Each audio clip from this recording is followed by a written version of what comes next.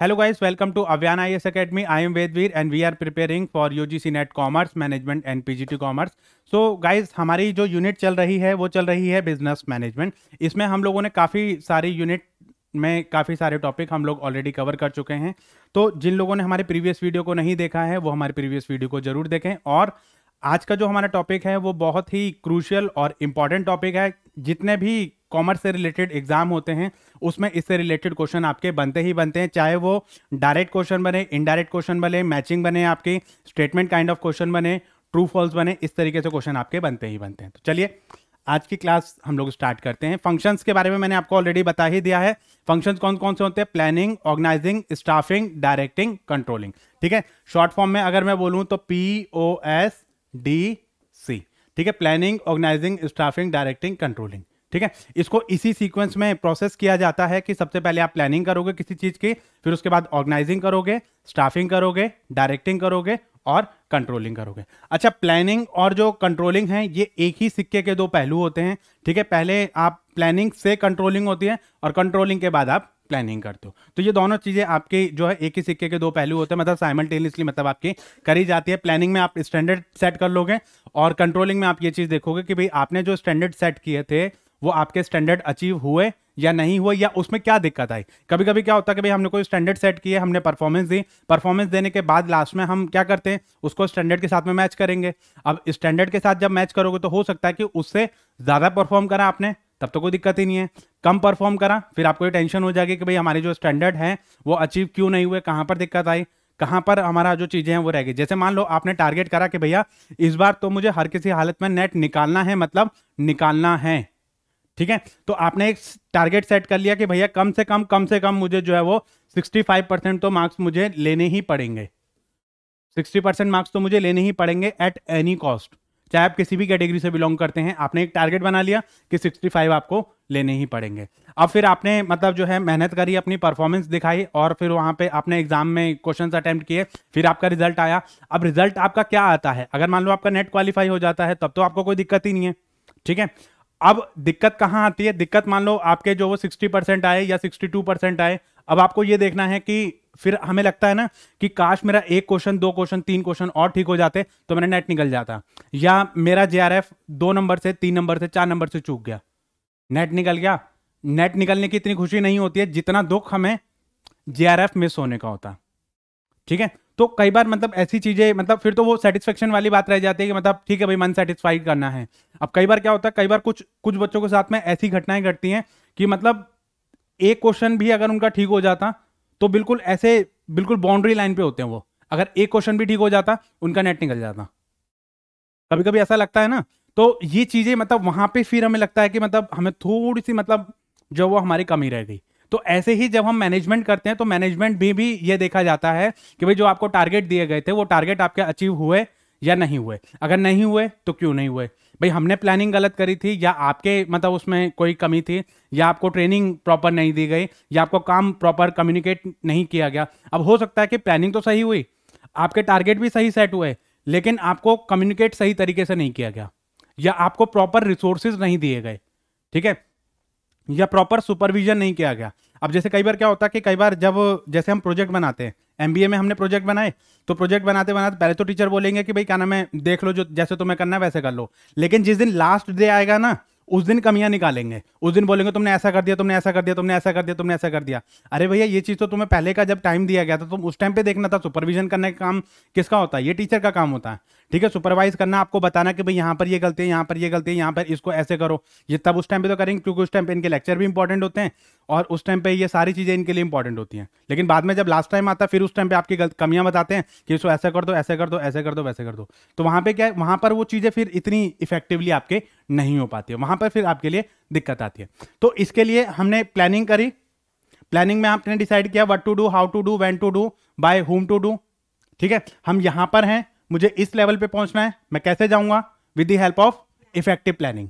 ठीक है, प्लानिंग कर ली मैंने। प्लानिंग करने के बाद अब मैं क्या करूंगा? ऑर्गेनाइजिंग करूंगा। ऑर्गेनाइजिंग में क्या करूंगा? मैं स्ट्रक्चर बनाऊंगा, रिलेशनशिप नेटवर्क तैयार करूंगा और आपको यह बताऊंगा कौन किसका बॉस होगा, कौन किसका सुपीरियर रहेगा, आपके टास्क, रोल, रिस्पॉन्सिबिलिटी, अथॉरिटी कैसे कैसे आपके डिवाइड करी जाएंगे। ठीक है, इसमें मैंने आपको लास्ट क्लास में यह भी बताया था, अथॉरिटी, रिस्पॉन्सिबिलिटी, अकाउंटेबिलिटी, क्या होती है, कैसे काम करती है। ठीक है, इसके साथ साथ मैंने आपको एक चीज और बताई थी कि डेलीगेशन क्या होता है, डिसेंट्रलाइजेशन क्या होता है। ये चीज भी मैं ऑलरेडी आपको बता चुका हूं। डेलीगेशन और डिसेंट्रलाइजेशन बता दीजिए। ये हमारा बॉस है, ठीक है, ये उसका सबऑर्डिनेट है, ये काम इसको बताएगा। ठीक है, इसने काम इसको बताया तो इसको हम क्या बोलते हैं, डेलीगेशन ऑफ अथॉरिटी। यहां पे सिर्फ 2 ही पर्सन की बात हो रही है, 2 ही बंदों की बात हो रही है, 2 ही पोस्ट की बात हो रही है। ये सुपीरियर है और ये इसका सबऑर्डिनेट है। बिना डेलीगेशन के आपका कोई काम नहीं हो सकता है। भैया सारे काम आप अकेले थोड़ी कर सकते हो। यू आर नॉट सुपरमैन और यू आर नॉट गॉड। ठीक है, आपके पास दैवी शक्ति तो है नहीं कि आप सारे काम खुद ही कर लोगे। ठीक है, तो आपको क्या करना पड़ेगा, काम नीचे वाले बंदों को बताना पड़ेगा, उनको बताना पड़ेगा भैया ये काम है आपका और क्या ये काम आपको करना है। जब तक आप ये काम नहीं बताओगे तब तक काम कैसे चलेगा। अगर काम ही नहीं बताना तो आपकी रिक्रूटमेंट क्यों करी जाएगी। भाई जब रिलेशनशिप नेटवर्क बनाया गया है, हायरार्की आपकी बनाई गई है, तो कोई ना कोई काम तो आपको बताएगा। कोई ऐसा भी पर्सन होगा जिसको आप रिपोर्ट करेंगे। हर किसी पर्सन को आप रिपोर्ट नहीं कर सकते, हर कोई पर्सन आपको कमांड नहीं करेगा। आपका एक पर्सन अलॉट किया जाएगा, वही पर्सन आपको बताएगा कि भाई क्या काम करना है, कैसे करना है, क्यों करना है। ठीक है, तो अब यहां पर आपने जो है वो इन दोनों पर्सन के बीच में जो भी बात चल रही है उसको हम क्या बोलेंगे, डेलीगेशन ऑफ अथॉरिटी। डिसेंट्रलाइजेशन क्या होता है, डिसेंट्रलाइजेशन का मतलब होता है टॉप लेवल मैनेजमेंट ने क्या करा, सारे लोगों का काम डिवाइड कर दिया और उनको बोल दिया भैया आपका ये काम है, और इस तरीके से ऊपर से लेके लोअर लेवल तक का जो काम है वो डिवाइड कर दिया और आप लोग को बोल दिया भैया अब आपको अपने तरीके से डिसीजन लेना है। अब आप कैसे डिसीजन लेते हो ये आपके ऊपर डिपेंड करता है। देखो 2 टेक्निक मैंने आपको बताई थी, एक बताया था सेंट्रलाइजेशन, एक बताया था डिसेंट्रलाइजेशन। जब मैनेजमेंट ये कहती है कि भैया ऐसा है कंपनी में चाहे चींटी आओ चाहे आओ हाथी, हमें उससे कोई मतलब नहीं है, मेरी परमिशन के बिना और बिना मेरे से पूछे कोई भी काम आपका नहीं किया जाएगा। ठीक है, तो उसको बोलते हैं सेंट्रलाइजेशन। अब मैं ये बोल दूं कि भैया ऐसा है, देखो हमारे पास और भी कई सारे काम होते हैं, एक काम करो अपना अपना जो काम है ये देखो, और आपको ये पावर आपको दे दी गई और नीचे लेवल तक सबके काम जो वो डिवाइड कर दिए गए। ठीक है, उसको क्या बोल दिया, डिसेंट्रलाइजेशन बोल दिया। डिसेंट्रलाइजेशन कंपलसरी नहीं होता है, ये डिपेंड करता है ऑर्गेनाइजेशन के स्ट्रक्चर पे, उसके साइज पे, उसके रिस्क पे, उसके कंट्रोल पे। भाई ऑर्गेनाइजेशन मेरी छोटी है, 5 है, ये 10 8 10 15 20 40 50 लोग तक है, तो मैं आसानी से मतलब जो इजीली हैंडल कर सकता हूं। दिक्कत कहां आती है, जब मेरा ऑर्गेनाइजेशन का स्ट्रक्चर बढ़ेगा, ठीक है, साइज मेरा बढ़ेगा, नंबर ऑफ पर्सन मेरे बढ़ेंगे, नंबर ऑफ टास्क मेरे बढ़ेंगे, रोल रिस्पॉन्सिबिलिटी बढ़ेगी, तो वहां पे मुझे डिसेंट्रलाइजेशन करना पड़ेगा। ठीक है, डिसेंट्रलाइजेशन कंपलसरी नहीं होता है। ठीक है, लेकिन जो सेंट्रलाइजेशन है वो आपका डिपेंड करता है, डिसेंट ऑर्गेनाइजेशन कितनी सेंट्रलाइजेशन रखेगा, कितना डिसेंट्रलाइजेशन रखेगा, ये उसके ऊपर डिपेंड करता है। लेकिन डेलीगेशन आपका जो वो कंपलसरी होता है। डेलीगेशन में भी क्या होता है कि मैं आपको बार बार सुपरवाइज करूंगा, बार बार देखूंगा हाँ भैया काम करा नहीं करा, क्यों नहीं करा, हाँ तुम क्यों करोगे, मैं हूं ना बताने के लिए। ठीक है, तो कई इसमें क्या होता है, हर बात पे आपको टोका जाएगा। आप फ्री तो हो, आप फ्री तो हो, लेकिन एक कैद के अंदर, एक लिमिटेशन के अंदर। अब जैसे मान लो मैं आपको बोल दूं कि भाई ये कमरा है, ये 4 दीवारी है, इसके बीच में आपको रहना है, लेकिन आप फ्री हो, आप कुछ भी सोच सकते हो, लेकिन करना वही है जो मैं आपको बोलूंगा। ठीक है, तो आपका जो डेलीगेशन है वो वहां पे काम करता है। कई बार ये चीजें बहुत इंपॉर्टेंट चीजें होती हैं जिसमें से क्वेश्चन कई बार आपका पूछता, क्वेश्चन भी पूछता है और इंटरव्यू में भी पूछते हैं कई बार ये क्वेश्चन कि डेलीगेशन और डिसेंट्रलाइजेशन में क्या फर्क होता है, इफेक्टिवनेस और एफिशिएंसी में क्या फर्क होता है, मैनेजमेंट और एडमिनिस्ट्रेशन में क्या फर्क होता है। बहुत बार क्वेश्चन पूछा जाता है मैनेजमेंट और एडमिनिस्ट्रेशन में क्या फर्क होता है। एडमिनिस्ट्रेशन किसका काम होता है, टॉप लेवल मैनेजमेंट का काम होता है, और मैनेजमेंट किसका काम होता है, लोअर लेवल और मिडिल लेवल का काम होता है। प्लानिंग को बनाना, कॉन्सेप्चुअल स्किल्स पे काम करना, मतलब प्लानिंग और कंट्रोलिंग करना किसका काम होता है, एडमिनिस्ट्रेशन का काम होता है। उसको इंप्लीमेंट करना और उसको एग्जीक्यूट करना ये मैनेजमेंट का काम होता है।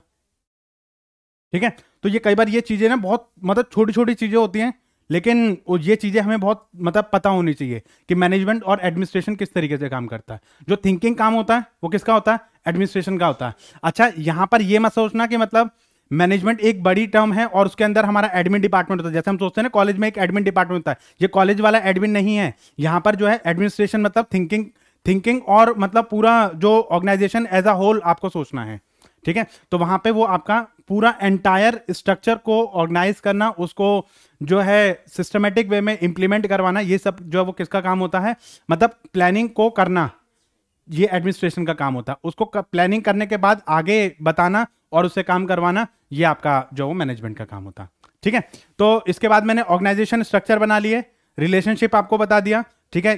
इसमें सबसे पहले मैंने क्या करा, ग्रुपिंग ऑफ मतलब जो है वो आप सबसे पहले एक्टिविटी आइडेंटिफाई करी कि मेरी कौन कौन सी एक्टिविटी परफॉर्म हो रही है, उसके बाद उनको ग्रुप बनाया, और ग्रुप बनाने के बाद मैंने स्ट्रक्चर बनाया, और मेरी अथॉरिटी रिस्पॉन्सिबिलिटी ये सब मैंने आपको बता दी। अब इससे मुझे ये पता चल गया मेरी पोजीशन कितनी है, ठीक है। उन पोजीशन पे मुझे क्या करना है, लोगों को रिक्रूट भी करना है। तो ये रिक्रूटमेंट करने का जो काम होता है वो किसका होता है, स्टाफिंग का होता है। स्टाफिंग में हम क्या डिसाइड करेंगे कि मतलब you have to place right person at the right time in the right quantity with the right qualification, ठीक है। Right person, right place, right time, right qualification, ये सारी चीजें हमारे पास होनी चाहिए, इन राइट क्वांटिटी ऑल्सो, ठीक है। अब मान लो बाकी सब चीजें ठीक है, मुझे 5 लोगों की जरूरत थी, लेकिन हमारे पास 2 ही लोग हैं, तो काम नहीं हो पाएगा। मेरे को 2 लोग की जरूरत थी, 5 लोग बैठा दिए, बातें करोगे, ठीक है, काम तो हो ही नहीं पाएगा। वो ये सोचेगा कि भाई मैं ही क्यों करूं, भाई 2 लोगों का काम 5 लोगों का काम 2 लोग भी नहीं कर सकते, उनका सरदर्दी मतलब इतनी हो जाएगी, ठीक है। तो ये चीजें मतलब आपके इसमें आ जाती हैं। तो ये सब चीजें आपको अलग अलग लेवल पे अलग अलग जो पर्सन है उनको आपको क्या करना पड़ेगा, प्लेस करने पड़ेंगे, आपको जो उनकी रिक्रूटमेंट आपको करनी पड़ेगी। Recruitment, selection, training, development, performance appraisal, ठीक है। और ये सारा जो काम है वो आपका किस में आ जाएगा, स्टाफिंग में आ जाएगा। उनका कंपनसेशन मैनेजमेंट करना, उनके कॉन्फ्लिक्ट्स को मैनेज करना, ठीक है। और उसमें जो भी मतलब हमारे लड़ाई झगड़े होते हैं, क्लैशेस वगैरह जो होते हैं, उनको सुलझाना, वो सारा काम है आपका इसका स्टाफिंग। अब आपके पर्सन आ गए और अपनी अपनी सीट पे जाके बैठ गए। अब बैठने के बाद अब हमारा काम आता है आपका डायरेक्ट करने का काम।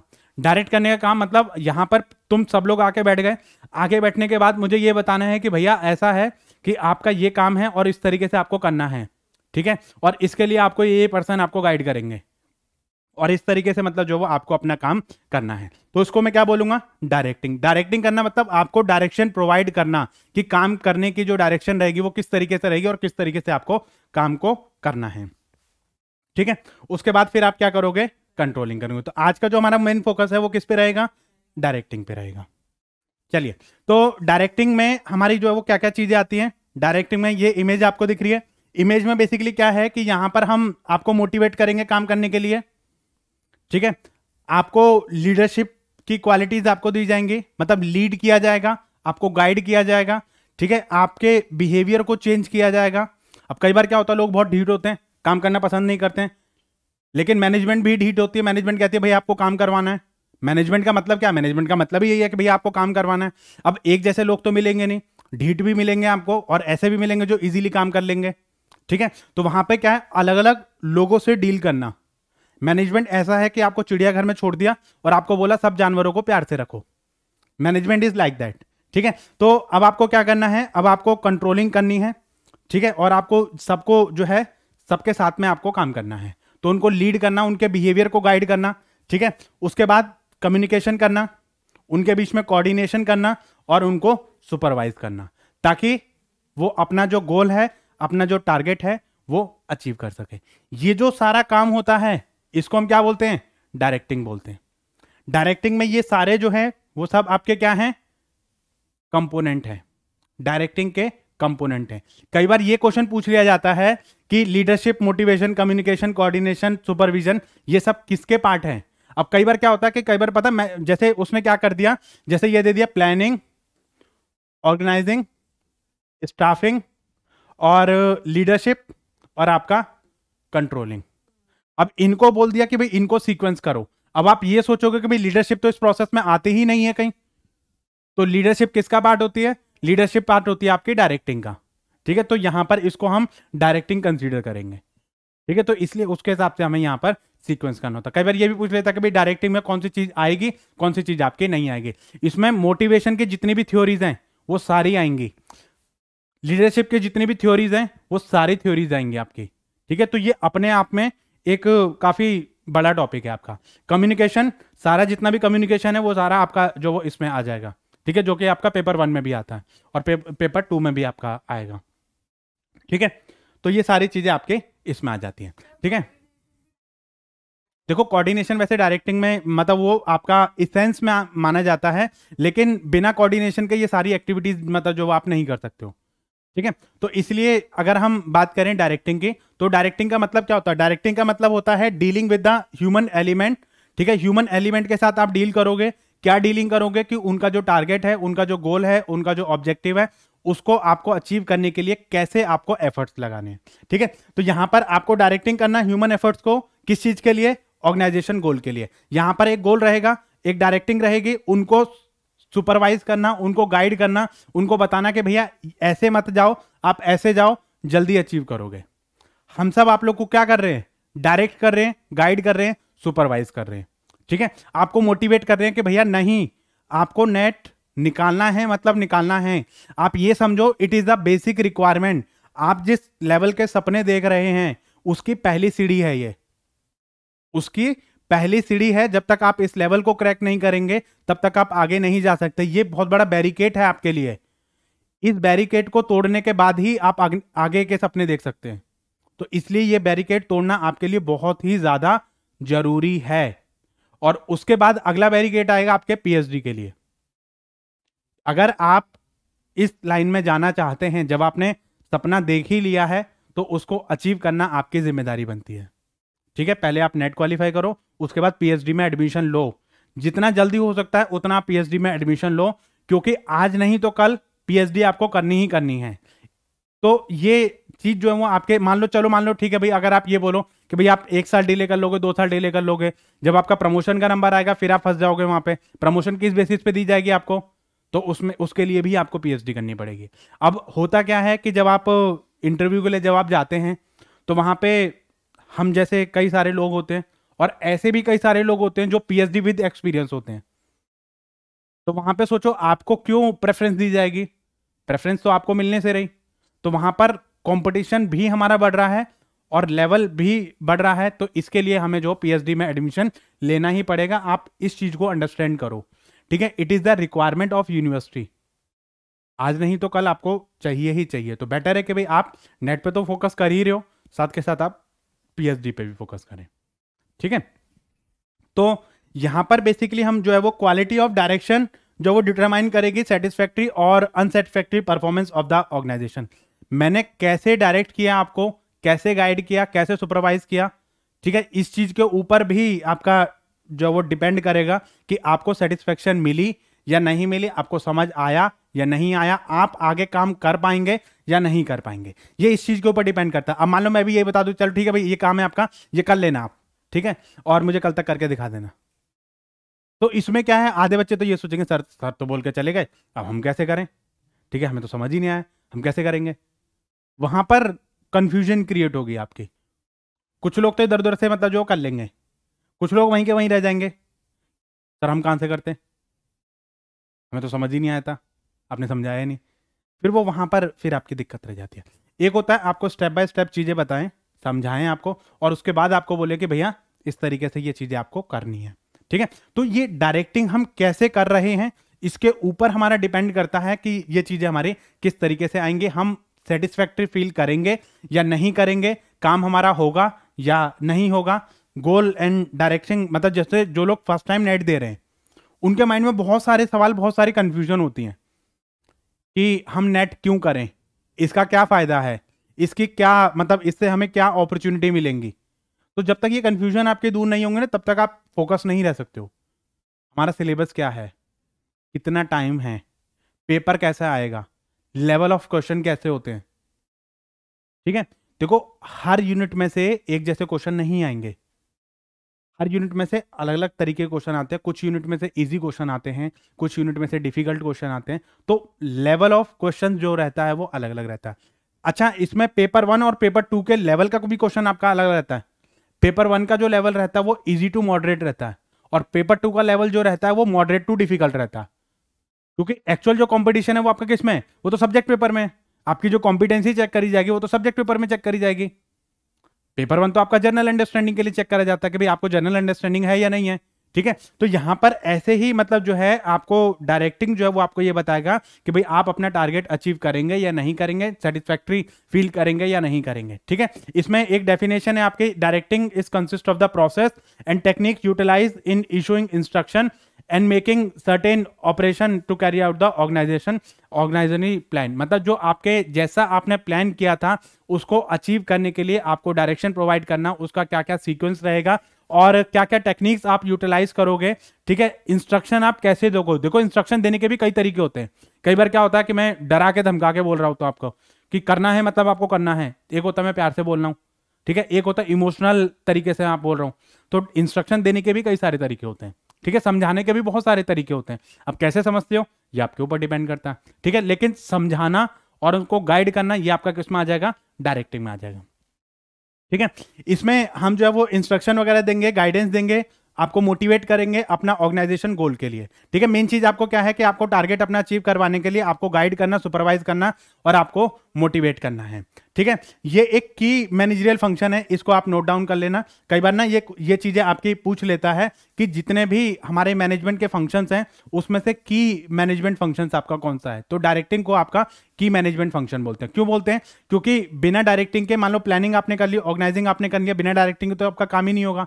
काम कैसे आप स्टार्ट करोगे जब तक आपको जो काम ऑर्गेनाइज ही नहीं किया जाएगा, आपको सिस्टमेटिकली बताया ही नहीं जाएगा। तो इसके लिए जो चीजें हैं वो आपके लिए बहुत जरूरी है। कंटिन्यूअस प्रोसेस होता है, ऐसा नहीं है कि मैंने आपको एक बार बता दिया उसके बाद आपको जो बताने की जरूरत नहीं है, ऐसा नहीं होता है। आपको टाइम टू टाइम मतलब जो आपको बताना पड़ेगा, गाइड आपको करना पड़ेगा, और कंट्रोलिंग भी मतलब जो आपको कंट्रोलिंग में आपको मतलब वो करना पड़ेगा। और हर लेवल पे इसकी जरूरत होती है, ऐसा नहीं है कि मतलब टॉप लेवल मैनेजमेंट ही करेगी या लोअर लेवल मैनेजमेंट ही करेगी। लेकिन इसमें जो ज्यादातर जो टाइम स्पेंड करते हैं वो कौन करता है, डायरेक्टिंग का जो ज्यादा फोकस और ज्यादा जो काम रहता है वो आपका किसका रहता है, लोअर लेवल का रहता है। एक बार ये भी क्वेश्चन आया था कि मतलब आप सीक्वेंस करिए, मतलब नेक्स्ट क्लास में क्वेश्चन लेकर आऊंगा मैं आपको, ठीक है। उसमें क्या था, ये क्वेश्चन मैंने देखा था अभी कुछ, मतलब जो है उसमें ये क्वेश्चन था कि आपको 4-5 लेवल दिए हुए थे, ठीक है, 4-5 आपको दिए गए थे, मतलब पर्सन, जैसे फोरमैन है और आपका जनरल मैनेजर है, ठीक है, और उसमें डिविजनल हेड है, और उसमें ये बोला गया था इनके टाइम डिवोशन के अकॉर्डिंगली आप उनको सीक्वेंस कीजिए, सबसे ज्यादा टाइम कौन डिवोट करता सब। ये ऐसा क्वेश्चन मतलब जो है वो आया था, एग्जैक्ट क्वेश्चन मैं आपको बताऊंगा, ठीक है। तो उसमें मतलब इसी तरीके से मतलब चीजें थी कि मतलब ज्यादातर जो टाइम डिवोट करते हैं डायरेक्टिंग पे वो कौन करता है, लोअर लेवल ऑफ मैनेजमेंट करते हैं। जैसे जो वर्कर्स वगैरह जो हैं या जो फोरमैन है आपके, जो टीएल हैं, इनका ज्यादा टाइम इसी सब चीजों में जाता है। टॉप लेवल मैनेजमेंट का तो क्या है भाई, एक बार प्लानिंग कर ली बस, उसके बाद उसकी छुट्टी, उसके बाद बाकी लोग हैं ना सरदर्दी खपाने के लिए, उनका तो एक बार प्लानिंग करके उनका काम खत्म हो जाता है। लेकिन जैसे जैसे आप लोअर लेवल पे जाओगे ना, ये ज़्यादा टाइम डिवोट करते हैं। ऊपर लेवल के जो पर्सन है वो कम टाइम डिवोट करते हैं। प्लानिंग आपने कर ली, प्लानिंग में आपने क्या करा, आप अकेले थोड़ी प्लानिंग कर रहे, सब लोग मिलकर प्लानिंग कर रहे। लेकिन यहाँ पर क्या है कि अगर जैसे मान लो मेरे नीचे 10 बंदे काम कर रहे हो, तो 10 बंदों को कंटिन्यूसली वॉच आउट करना, सबको देखना, सबकी प्रॉब्लम को हैंडल करना, कोई कुछ बोलेगा, कोई कुछ बोलेगा, कोई कुछ बोलेगा, सबकी प्रॉब्लम को हैंडल करना, यहाँ पर मेरा टाइम जो वो ज़्यादा वेस्ट होगा, ठीक है। सब लोग को मतलब टाइम टू टाइम मतलब जो आपको सुपरवाइज करना, कंटिन्यूस प्रोसेस रहेगा, हर लेवल पे इसकी रिक्वायरमेंट रहेगी, ठीक है। तो यहाँ पे कुंट्ज और डेल ने क्या बताया कि मतलब यहाँ पर डायरेक्शन जो है वो इंटरपर्सनल एस्पेक्ट है। इंटरपर्सनल क्यों, दो लोगों के बीच में रिलेशनशिप को एस्टेब्लिश करेगा, ठीक है। जो कि क्या बताएगा कि भाई आपके जो सबॉर्डिनेट हैं वो आपके सबॉर्डिनेट को अंडरस्टैंड करवाना और उसको ये बताना कि भाई वो अपना काम जो वो इफेक्टिवली करे ताकि उसका जो टारगेट है वो अचीव हो सके, ठीक है। इसलिए ये इंटरपर्सनल रिलेशन जो है एस्टेब्लिश करता है, ठीक है। उर्विक ने आपकी डेफिनेशन बताई है कि इन्होंने बोला गाइड करना, इंस्पेक्ट करना, लीड करना, ताकि हमारी जो रियल रिस्पॉन्सिबिलिटीज है मैनेजमेंट की उसको हम पूरा कर सकें, ठीक है। उसके बाद जिया टेरी ने बताया है कि इसका मतलब क्या होता है कि मूव आउट करना एक एक्शन के लिए, और जो उनको पावर देना और ग्रुप ऑफ पर्सन को ये बताना कि भाई किस तरीके से मतलब एक्शन आपके किस तरीके से रहेंगे, ठीक है। अपना कोई काम, अपने टारगेट को अचीव करने के लिए उनके पावर दे देना और एक्चुअल में उनको काम समझा देना, ठीक है। ये जो काम है आपका, ये इसने बोल दिया ना, मूव एक्शन और आपका supplying the stimulative power to a group of person, मतलब सबको अपनी अपनी पावर दे देना और उनको बता देना कि भाई ये आपका काम है और ये आपके काम को करना है, ठीक है। तो ऐसे ही यहां पर ये 2-3 डेफिनेशन और इन्होंने दी हैं, ठीक है। सबने ऑलमोस्ट जो वो यही बताया है कि डायरेक्टिंग का मतलब ही ये होता है कि भाई आपको लोगों से काम करवाना है। आप काम कैसे करवाओगे, मतलब उनको गाइड करना, उनको कंट्रोल करना, उनको सुपरवाइज करना, उनको मोटिवेट करना, ताकि भैया आपको काम करना है मतलब करना है, ठीक है। इसके अलावा और कोई ऑप्शन आपके पास नहीं है, ठीक है। तो अगर मैं फीचर्स की बात करूं तो ये एक इनिशिएटिव एक्शन होता है। इनिशिएटिव क्यों, काम जो आपका एक्चुअल में होता है ना वो आपका डायरेक्टिंग में होता है, इसलिए आपको इनिशिएट करना होता है, कहीं ना कहीं से तो स्टार्ट होगा। अब स्टार्ट करने के लिए भी कोई ना कोई तो काम चाहिए, ठीक है। उसके लिए पहले आपको क्या किया जाएगा, पहले आपको मोटिवेट किया जाएगा, फिर आपको काम बताया जाएगा, फिर आपकी परफॉर्मेंस देखी जाएगी, ठीक है। तो ये आपका क्या होता है, इनिशिएट एक्शन होता है, जहां पे आपको जो है परफॉर्मेंस मतलब एक्चुअल में जो जैसे मतलब प्लानिंग है, ऑर्गेनाइजिंग है, स्टाफिंग है, और इनमें मतलब जो है इसमें ज्यादा मतलब आपका वो नहीं रहता है। कंट्रोलिंग में भी कोई काम नहीं रहता है, काम तो ऑलरेडी आपका हो ही चुका होता है। इनमें भी कोई काम नहीं होता है, क्योंकि यहां तक तो आप यही डिसाइड कर रहे हो कौन काम करेगा। एक्चुअल में आप काम जो करोगे कहां पे करोगे, वो डायरेक्टिंग में करोगे। तो इनिशिएटिव एक्शन जो होता है वो आपका यहीं पर होता है। ये हर लेवल पे जरूरी होता है, कंटिन्यूअस प्रोसेस होता है, it flow from top to bottom, ये बहुत जरूरी है। डायरेक्टिंग हमेशा टॉप टू बॉटम जाती है, क्यों? हाँ, कमांड और इंस्ट्रक्शन जो आती है वो हमेशा ऊपर से टॉप डाउन अप्रोच को फॉलो करती है, आप अपने बॉस को कमांड नहीं दे सकते, ठीक है। तो इसलिए ये भी क्वेश्चन आपका पूछा गया था कि जो डायरेक्टिंग है वो कौन से ऑर्डर को फॉलो करती है। आप अपने जो कोलीग्स हैं उनको भी कमांड नहीं दे सकते, इनफैक्ट हॉरिजॉन्टल भी नहीं चल सकते, ये वर्टिकल वर्टिकल डाउनवर्ड, ठीक है। परफॉर्मेंस ओरिएंटेड होता है। मैं आपको डायरेक्टिंग दे रहा हूं तो क्यों दे रहा हूं, ताकि आप परफॉर्मेंस दिखा सको, आप अपना रिजल्ट मुझे बता सको, ठीक है। इसके बाद concern with the human element, यहां पे जो ह्यूमन एलिमेंट है, क्योंकि डायरेक्टिंग किसको दूंगा मैं, ह्यूमन को वो करूंगा। और इसके साथ साथ आपके जो है interpersonal establishment of interpersonal relationship, क्योंकि जब मैं डायरेक्टिंग करूंगा तो कहीं ना कहीं मतलब हमारे जो रिलेशनशिप है वो बिल्ट होंगे। क्योंकि मैंने आपको कोई चीज बताई, आपको समझ आई नहीं आई, that is a different thing, ठीक है। फिर आपको कोई प्रॉब्लम है, कोई मतलब क्वेरीज है कोई, तो वो आप मेरे को बताओगे, फिर मैं आपको गाइड करूंगा, ठीक है। तो यहाँ पे हमारे जो रिलेशनशिप है वो हमारे डेवलप होते हैं, ठीक है। तो इसकी इंपॉर्टेंस क्या होती है, इनिशिएट करता है एक्शन को, इंटीग्रेटेड एफर्ट्स होते हैं। इंटीग्रेटेड एफर्ट्स का क्या मतलब है यहाँ पे, देखो एक पर्सन के एफर्ट से ये काम नहीं बनता है, यहां पे सब, क्योंकि मैनेजमेंट जो किस पे काम करती है, मैनेजमेंट इंडिविजुअल पे काम नहीं करती, वो टीम वर्क पे काम करती है, वो ग्रुप पे काम करती है। तो यहां पर ये क्या है, आपके इंटीग्रेटेड एफर्ट्स के बीच में काम करता है। मीन्स ऑफ मोटिवेशन, मोटिवेशन का एक तरीका होता है, ठीक है। स्टेबिलिटी देता है आपको, क्योंकि अगर आपने सही गाइडेंस दी है तो आप स्टेबल रहोगे, उस ऑर्गेनाइजेशन में काम करोगे। अगर आपको गाइडेंस ढंग से नहीं मिल रही है तो आप क्या करोगे, या तो आप टेंशन में चले जाओगे या आप ऑर्गेनाइजेशन छोड़ दोगे, ठीक है। या फिर आप ढीठ बन जाओगे कि भाई जैसे चल रहा है वैसे चलने दो।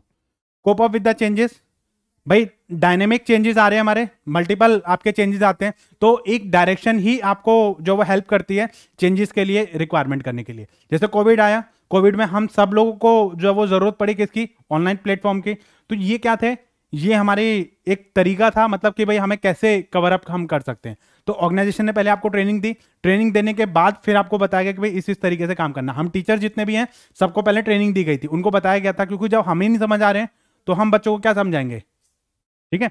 तो अब ये देखो कि जैसे मान लो हम एक ऐसी जनरेशन है जिसने मतलब चौक से लिखना सीखा, ठीक है। हम चौक से लिखना सीखा, फिर हम स्लेट पे आए, स्लेट से फिर हम बुक पे आए, और बुक से मतलब पीपीटी, और पीपीटी से मतलब हम लोग जो वो डिजिटल प्लेटफॉर्म पे आ गए।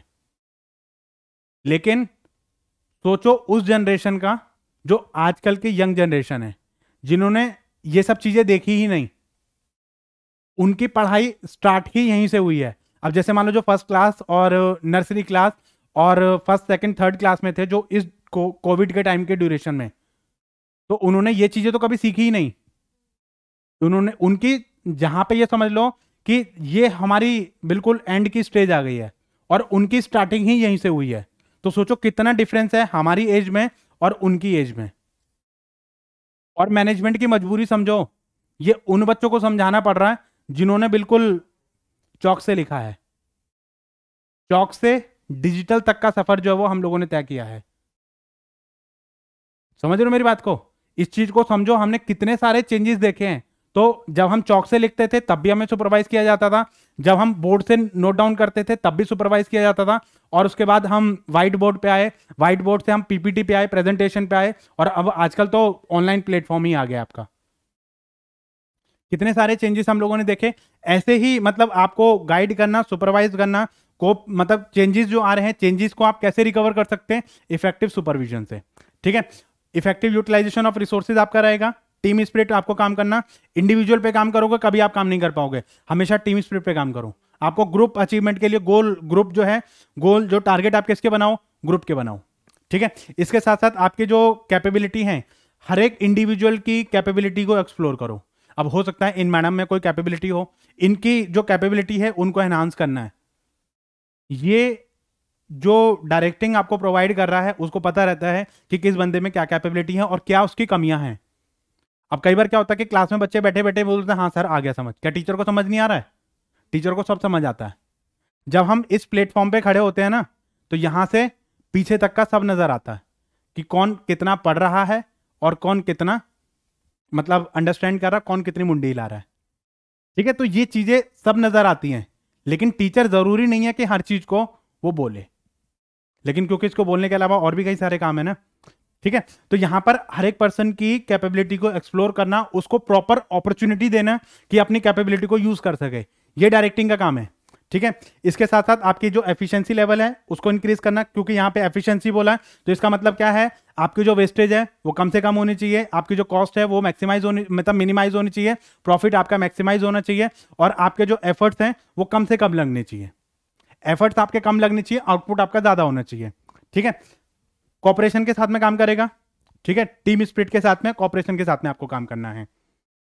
ठीक है, प्रिंसिपल्स क्या है आपके, कुछ प्रिंसिपल्स के ऊपर डायरेक्टिंग हमारी काम करती है। क्या काम करती है?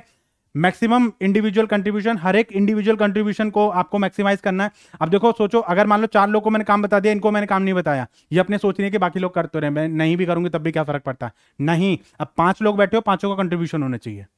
ठीक है, इसके साथ साथ हार्मोनी ऑफ ऑब्जेक्टिव, सबका ऑब्जेक्टिव हमारा एक ही होना चाहिए। ये नहीं कि मतलब सब अलग अलग ऑब्जेक्टिव के लिए काम कर रहे हैं तो आप काम नहीं कर पाओगे, तो इसलिए आपका जो ऑब्जेक्टिव है वो कैसा होना चाहिए? हार्मोनियस चाहिए। Most important, unity of command होनी चाहिए। यूनिटी ऑफ कमांड का क्या मतलब है यहाँ पे? हाँ, मतलब एक कमांड देने वाला जो पर्सन है वो एक ही होना चाहिए। ठीक है, एक जो सबॉर्डिनेट है उसके ऊपर एक ही बॉस होना चाहिए। अगर मल्टीपल बॉस रहेंगे तो वो कंफ्यूज रहेगा।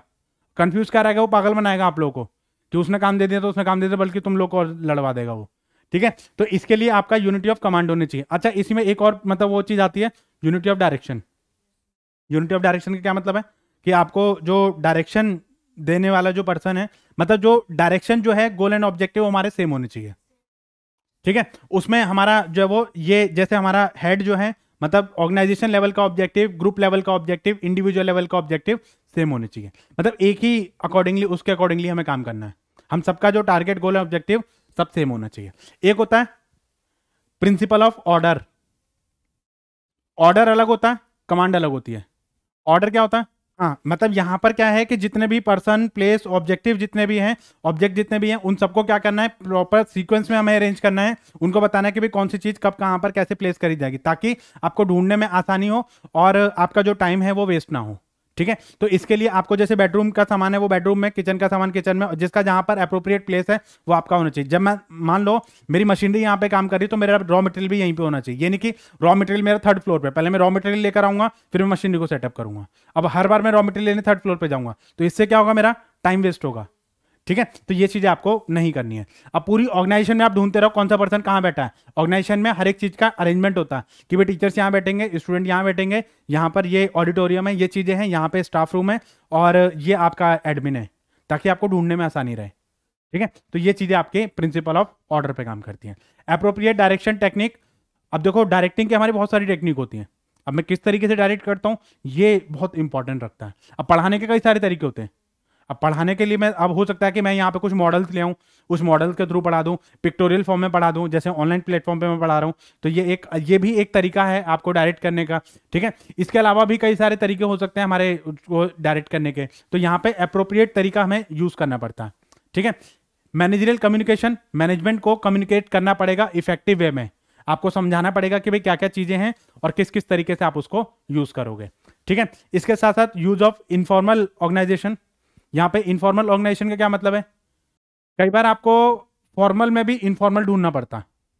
अब देखो, ठीक है भाई, हमारा फॉर्मल रिलेशनशिप है, लेकिन कई बार मतलब कुछ हमारे एक पर्सनल रिलेशन भी हम लोग के साथ में, मतलब जो है लेवल ऑफ अंडरस्टैंडिंग आपकी हो जाती है। ठीक है, तो अब कोई जरूरी नहीं है कि हर बार आपको मेमो और इंस्ट्रक्शन आपको लिख के दी जाए। मतलब कई बार ऐसा हो जाता है कि भाई एक फ्लो ऑफ कमांड हमारी हो जाती है, तो हमें कॉमन अंडरस्टैंडिंग हो जाती है, तो हम जो है वो आपको बता देते हैं, आप काम को कर लेते हो। अब आप ये तो नहीं कह सकते सर मुझे लिख के दो, आपने लिख के दिया था, नहीं दिया था। ठीक है, तो कई बार हमारे जो इनफॉर्मल रिलेशन भी आपके हो जाते हैं। अब जैसे मान लो आपको छुट्टी चाहिए, आपने बता दिया कि सर मैं कल नहीं आऊंगी या मेरी तबीयत खराब है, ये चीज़ें, तो यहाँ पर क्या है, फॉर्मल के अंदर भी हमारे इनफॉर्मल आपकी चीज़ें बन गई। अच्छा, काम को कभी कभी जो इनफॉर्मल तरीके होते हैं ना, उनसे हम ज़्यादा अच्छे से करवा सकते हैं एज कंपेयर टू फॉर्मल। ठीक है, ये फॉर्मल के अंदर ही हमारे इनफॉर्मल रिलेशन बन जाते हैं।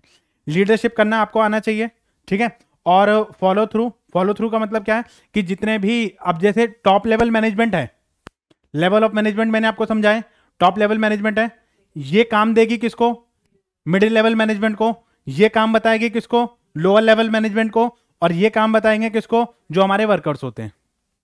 ठीक है, तो ये सारे लोग जो वो आपके काम करेंगे और उस तरीके से हमें जो वो काम करना पड़ेगा।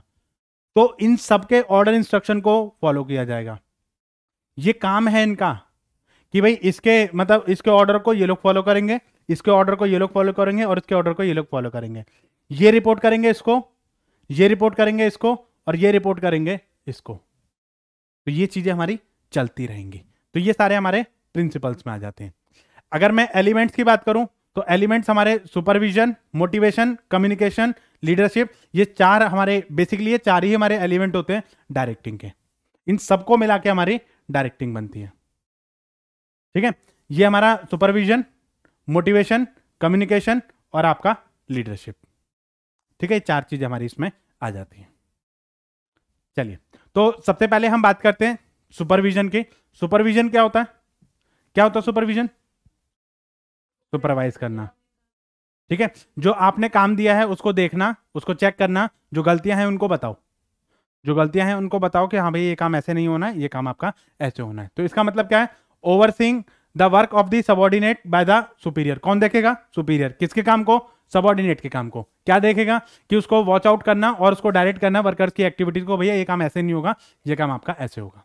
ठीक है, मोटिवेट करना मतलब उनको मोटिवेट करना कि भैया आपको जो गोल है वो अचीव करने हैं, हर किसी हालत में आपको जो अपना टारगेट है वो आपको अचीव करना है।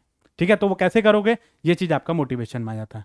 मतलब इसमें आपको जो साइकोलॉजिकल फीलिंग है, यहां पर आपकी जो साइकोलॉजिकल फीलिंग है वही चेंज कर देगा।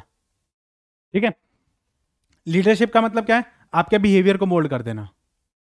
ठीक है, कि मतलब आपका जो बिहेवियर है उसको चेंज कर देना और आपको बताना कि भाई उसका जो मैंने बोला है आप वही जो वो काम को करोगे।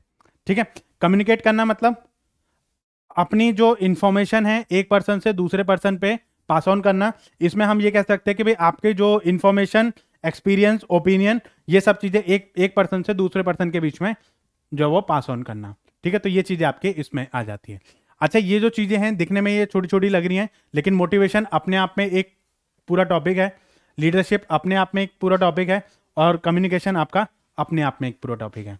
ठीक है, चलिए, तो यहां पर हम बात करते हैं किसकी? सुपरविजन की। सुपरविजन का मतलब क्या है? यहां पर ये जो है इनकी बॉस है, और ये बॉस मतलब जो है वो सबको देख रही है कि भाई किस किसका मतलब क्या क्या काम जो वो आप कर रहे हो।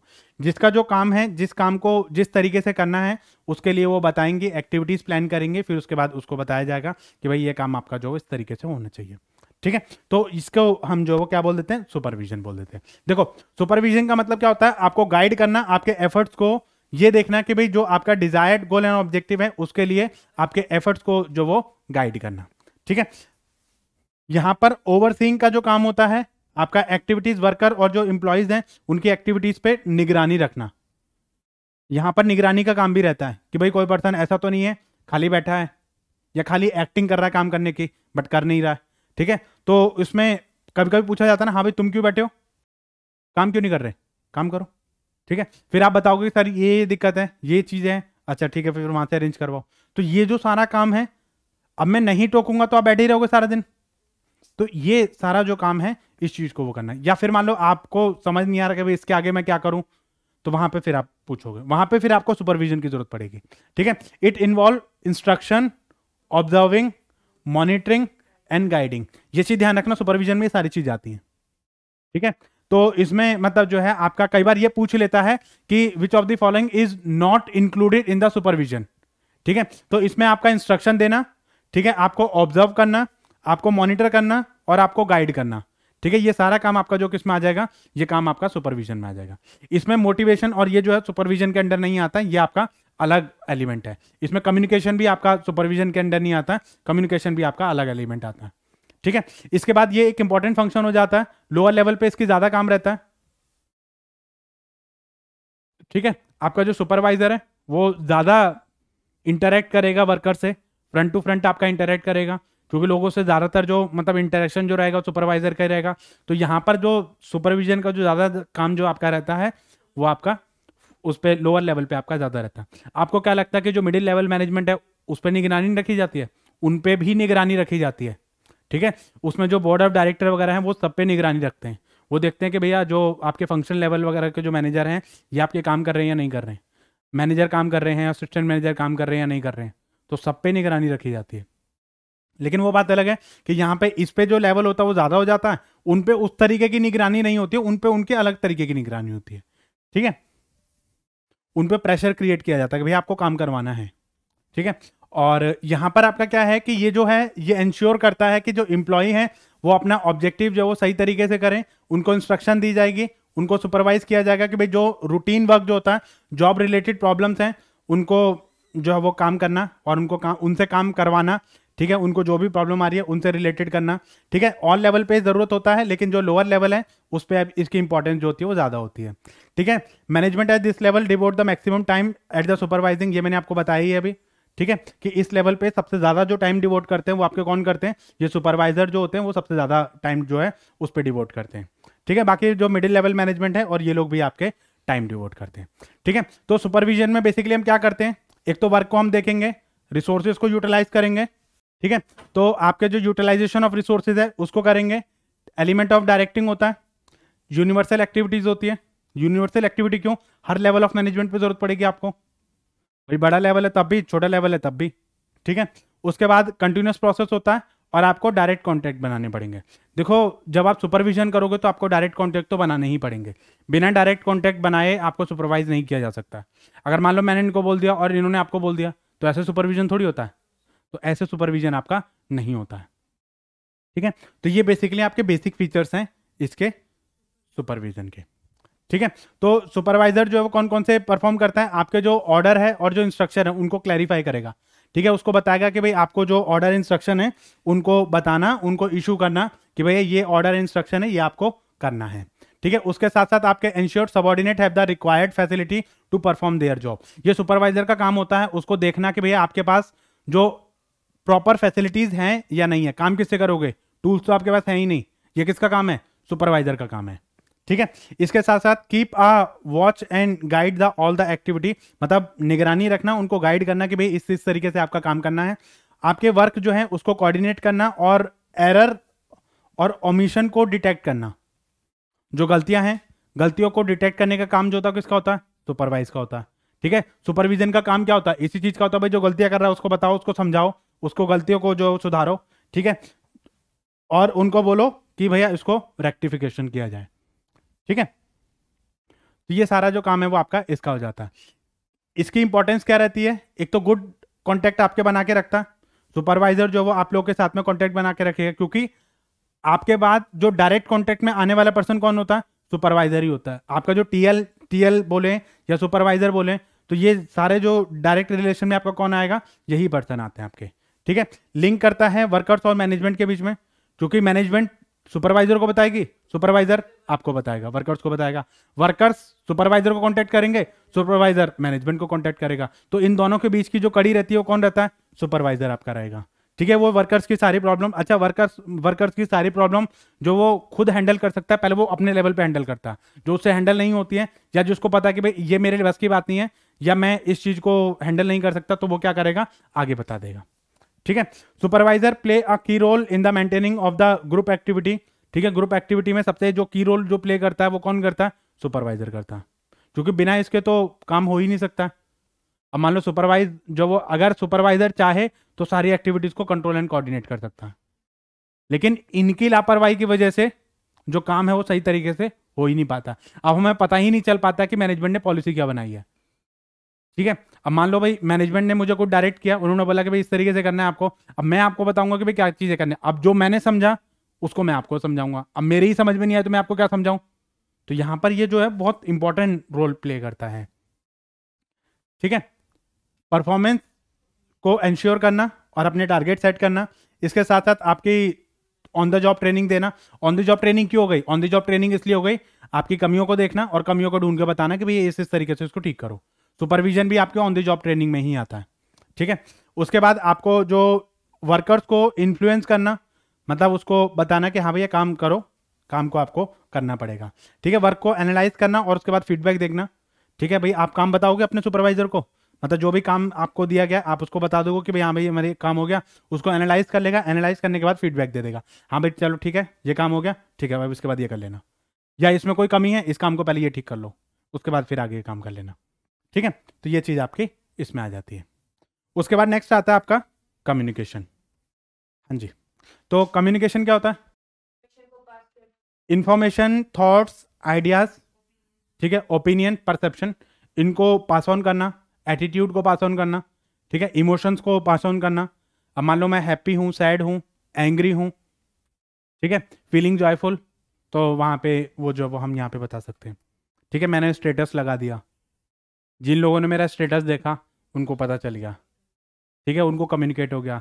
मैं सोशल मीडिया प्लेटफॉर्म पे आ गया, जिन जिन लोगों ने मेरा स्टेटस देखा कहीं ना कहीं, चाहे वो मेरे डायरेक्ट कांटेक्ट में आए या नहीं आए, लेकिन मेरी इन्फॉर्मेशन तो पास ऑन हो गई, पता चल गया लोगों को कि भाई हाँ भाई ये चीज़ है कि सर आज खुश हैं, दुखी हैं, ठीक है। तो आजकल स्टेटस एक ऐसा जरिया है जिससे आप सामने वाले के जो मूड है उसका पता लगा सकते हैं, ठीक है। तो कम्युनिकेशन का मतलब क्या होता है? कम्युनिकेट का मतलब होता है कॉमन, मेरे और आपके बीच में कुछ कॉमन अंडरस्टैंडिंग होनी चाहिए, तभी मैं आपको कुछ कम्युनिकेट कर पाऊंगा, कुछ समझा पाऊंगा, कुछ इंफॉर्मेशन, थॉट, नॉलेज को शेयर कर पाऊंगा। तो इस चीज को मैं क्या बोलूंगा? कम्युनिकेशन।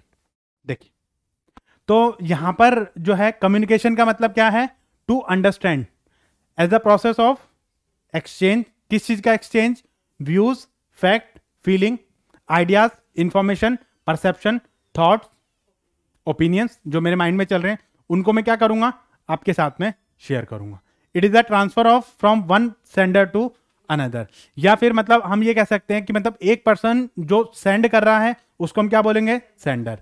अब सामने वाला पर्सन भी कोई होना चाहिए, कोई सुनने वाला भी होना चाहिए, तो जो सुनेगा उसको हम क्या बोलेंगे? रिसीवर। तो दो पर्सन के बीच में ये क्या हो रही है? बातचीत हो रही है। क्या एक पर्सन कोई बात को कह रहा है और दूसरा पर्सन उस बात को सुन रहा है, समझ रहा है, अंडरस्टैंड कर रहा है, फिर वो क्या कर रहा है? फीडबैक दे रहा है, ठीक है। तो यहां पर ये चीजें मतलब आपके इसमें आ जाती हैं। तो कम्युनिकेशन क्या है? एक बहुत ही इंपॉर्टेंट की रोल प्ले करता है एक मैनेजर के लाइफ में, या मैनेजमेंट में सबसे जो की रोल जो इंपॉर्टेंट प्ले करता है वो कौन सा करता है? कम्युनिकेशन करता है। अब हमारे बीच में कंपेटिबिलिटी ही नहीं है, कम्युनिकेशन ही प्रॉपर नहीं हुआ, मैंने बताया ही नहीं, या मैंने ये सोच लिया कि ये तो समझदार है, इन्होंने समझ लिया होगा, ठीक है।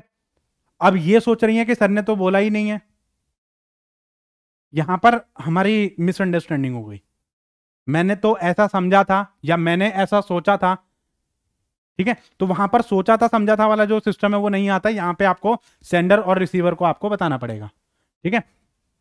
तो ये जो है हमारा एक लैटिन वर्ड कम्युनिस्ट से डिराइव हुआ है जिसका मतलब होता है कॉमन, ठीक है। हमारे बीच में कुछ कॉमन है, कुछ मतलब इंफॉर्मेशन है जो मेरे पास है वो मैं आपको वो कर रहा हूं। तो यहां पे जो इंफॉर्मेशन है वो क्या हो गई? हमारी कॉमन चीज हो गई जो मैं आपके साथ में शेयर कर रहा हूं, ठीक है। तो यहां पर जो इंफॉर्मेशन है, जो थॉट्स है, जो आइडियाज हैं, जो बिलीव्स हैं हमारे, जो ओपिनियंस हैं, जो इमोशंस हैं, जो मैं ट्रांसफर करना चाहता हूं अपने से आपके अंदर, या अपने से मतलब आपके साथ में जो मैं चीज शेयर करना चाहता हूं, तो उसको मैं क्या बोलूंगा? कम्युनिकेशन, ठीक है। तो यहां पर एक ऐसा प्रोसेस हो गया जहां पे नॉलेज वगैरह ये सारी चीजें आप सुपरवाइज करते हो और उस पर चीजों को एक पर्सन से दूसरे पर्सन पे ट्रांसफॉर्म करते हो, ठीक है। अच्छा, इसमें हम कम्युनिकेशन में हम ये कह सकते हैं कि इसमें जितने भी पर्सन हैं, मतलब कम्युनिकेशन के थ्रू आपकी जो अंडरस्टैंडिंग है वो डेवलप होती है और सामने वाले पर्सन के माइंड तक आप वो चीज पहुंचाना चाहते हैं, वो चीज समझाना चाहते हैं जो चीज आप सोच रहे हैं, ठीक है। तभी तो आप सामने वाला अंडरस्टैंड करेगा। जब तक आप सामने वाले को बताएंगे नहीं तब तक कैसे उसको पता चलेगा कि भाई आप क्या सोच रहे हैं, क्या समझ रहे हैं? भाई कोई ऐसी एक्टिविटी करो, कुछ ऐसे हिंट दो, कुछ ऐसे सिंबल्स दो कि सामने वाले को पता चलेगा भाई आप गुस्से में हैं, आप शांत बैठे हो चुपचाप, तो कैसे पता चलेगा कि भाई आप गुस्से में शांत हैं या आप जानबूझ के शांत हैं, ठीक है। Not only the human being but जो एनिमल्स हैं वो भी कम्युनिकेट करते हैं। ये चिड़िया, बर्ड्स जो हैं या जो एनिमल्स हैं ये भी कम्युनिकेट करते हैं, भाई इनकी भी जब लड़ाई होती है तो ये भी मतलब आसपास के मोहल्ले में मतलब जो है सबको बटोर के ले आते हैं, ठीक है, इनकी भी दादागिरी चलती है।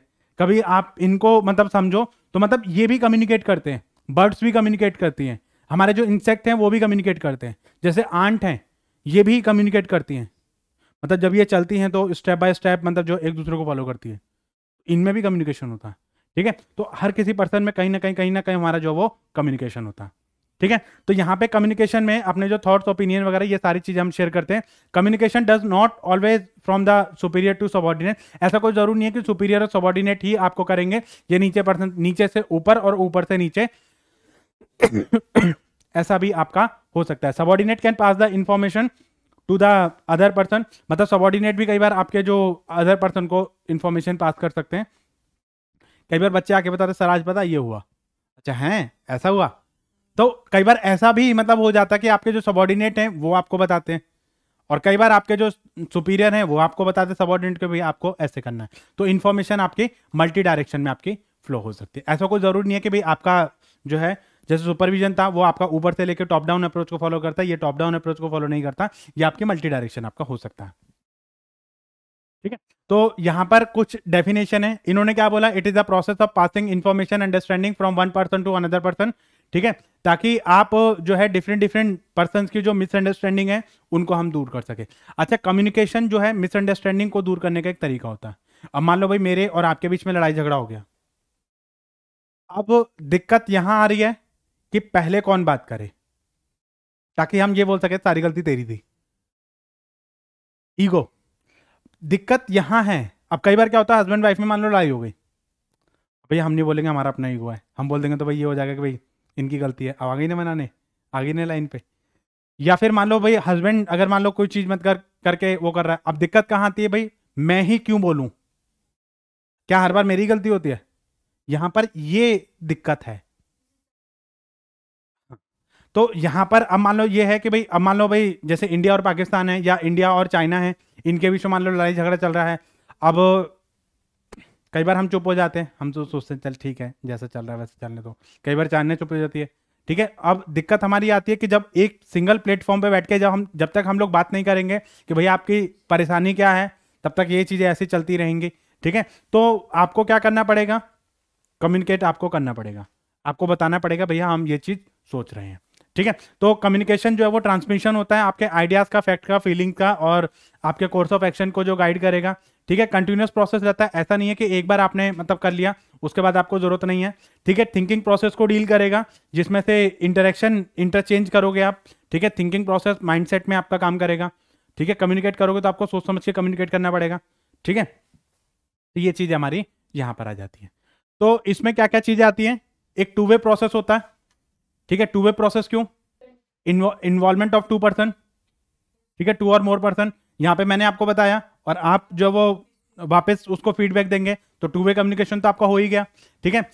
यहां पर दो पार्टीज इन्वॉल्व होती हैं, एक आपका सेंडर होता है और एक आपका क्या होता है, रिसीवर होता है, ठीक है। यहां पर एक मैसेज होता है,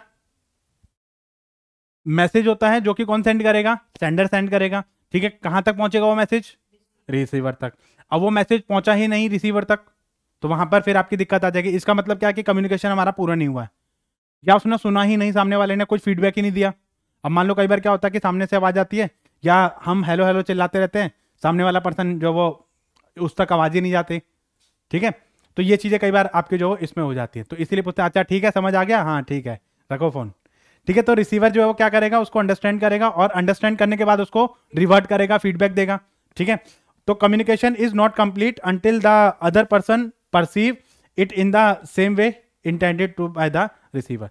मतलब जैसा मैंने बोला था जब तक वो वैसा ही नहीं समझ लेता है तब तक वो कम्युनिकेशन आपकी कंप्लीट नहीं मानी जाती है, ठीक है। तो इसमें कई बार हमारे जो बैरियर्स भी हमारे आ जाते हैं कई बार, ठीक है, कि हम सामने वाले को सुनना ही नहीं चाहते, तो ये हमारी दिक्कत आ जाती है, ठीक है। तो यहाँ पे कहने का हमारा मतलब ये है कि ये स्टार्ट कहाँ से होता है, सेंडर से, और खत्म कहाँ पर होगा हमारा, रिसीवर, और रिसीवर क्या करेगा फिर फीडबैक देगा, ठीक है। तो ये चीजें मतलब तब तक हमारी नहीं मानी जाती, जो पर्सन इनिशिएट करेगा उसको हम क्या बोलेंगे, सेंडर, और जो पर्सन एंड करता है उसको हम क्या बोलते हैं, रिसीवर, ठीक है। तो इंपॉर्टेंस क्या रहेगी, आपके जो इंप्लॉई हैं उनको अंडरस्टैंड करना, ठीक है, और उनके रोल को क्लियरली परफॉर्म करना, उनको बताना कि भाई ये आपका रोल है। इसके लिए तो आपको कम्युनिकेट करना पड़ेगा, उनको बताना पड़ेगा कि भाई ये आपका रोल है और ये आपको परफॉर्म करना है। इसके साथ साथ आपको कोऑर्डिनेशन करना और म्यूचुअल अंडरस्टैंडिंग करने के लिए आपको जो है कम्युनिकेशन की जरूरत पड़ेगी। इसके साथ साथ आपकी जो मैनेजरियल एफिशिएंसी है, कॉपरेशन, अपने स्टाफ के बीच में कॉपरेशन करना, इसके लिए भी आपको इन सब चीज़ों की कम्युनिकेशन की जरूरत पड़ेगी। Effective communication helps in moulding the attitude and building the employee morale, मतलब एम्प्लॉय के अंदर एटीट्यूड डेवलप करना और आपका जो मोरल है उसको बूस्ट करना, ये सब किसका काम रहता है? ये आपका जो है वो कम्युनिकेशन का काम रहेगा। इसके थ्रू हम डेलीगेशन कर सकते हैं, डिसेंट्रलाइजेशन ऑफ अथॉरिटी कर सकते हैं। मैं आपको कोई काम बताना चाहता हूं, लेकिन वो जो काम है वो आपका कम्युनिकेशन के थ्रू ही होगा। जब काम बताऊंगा तो आपको कम्युनिकेट करना पड़ेगा, जब कम्युनिकेट करूंगा तो उसी वे में मुझे कम्युनिकेट करना पड़ेगा जैसा मैं चाहता हूं। अब मैं समझा ही नहीं पा रहा हूं कि मैं एक्चुअल में काम क्या करवाना चाहता हूं आपसे, या एक्चुअल में काम आपको करना क्या है। तो यहां पर क्या है? कम्युनिकेशन की दिक्कत है। अब मान लो पहले मैंने कुछ और बोल दिया, फिर थोड़ी देर बाद मैंने कुछ और कॉन्ट्राडिक्ट कर दिया। अब आप इसी कंफ्यूजन में रहोगे कि मैं पहले वाला करूं दूसरा वाला करूं। इसका मतलब क्या है? दिक्कत है आपकी कम्युनिकेशन की, आपकी दिक्कत है। मैं कोई काम बोल के गया, दूसरा पर्सन ने आके दूसरा काम दे दिया आपको, तो वहां पर आपकी ये दिक्कत है। अब मैं ये भी साथ में ये भी बोल गया कि उनकी मत सुनना, वो तो गलत बता गए, तो इसका मतलब क्या है? यहां पर कम्युनिकेशन की दिक्कत है। ठीक है, तो ये चीजें हमारी इसमें आ जाती हैं। ये एक कोऑर्डिनेशन का जो बेसिस है वो क्रिएट करता है। बिना कम्युनिकेशन को कोई भी काम आप नहीं कर सकते हो।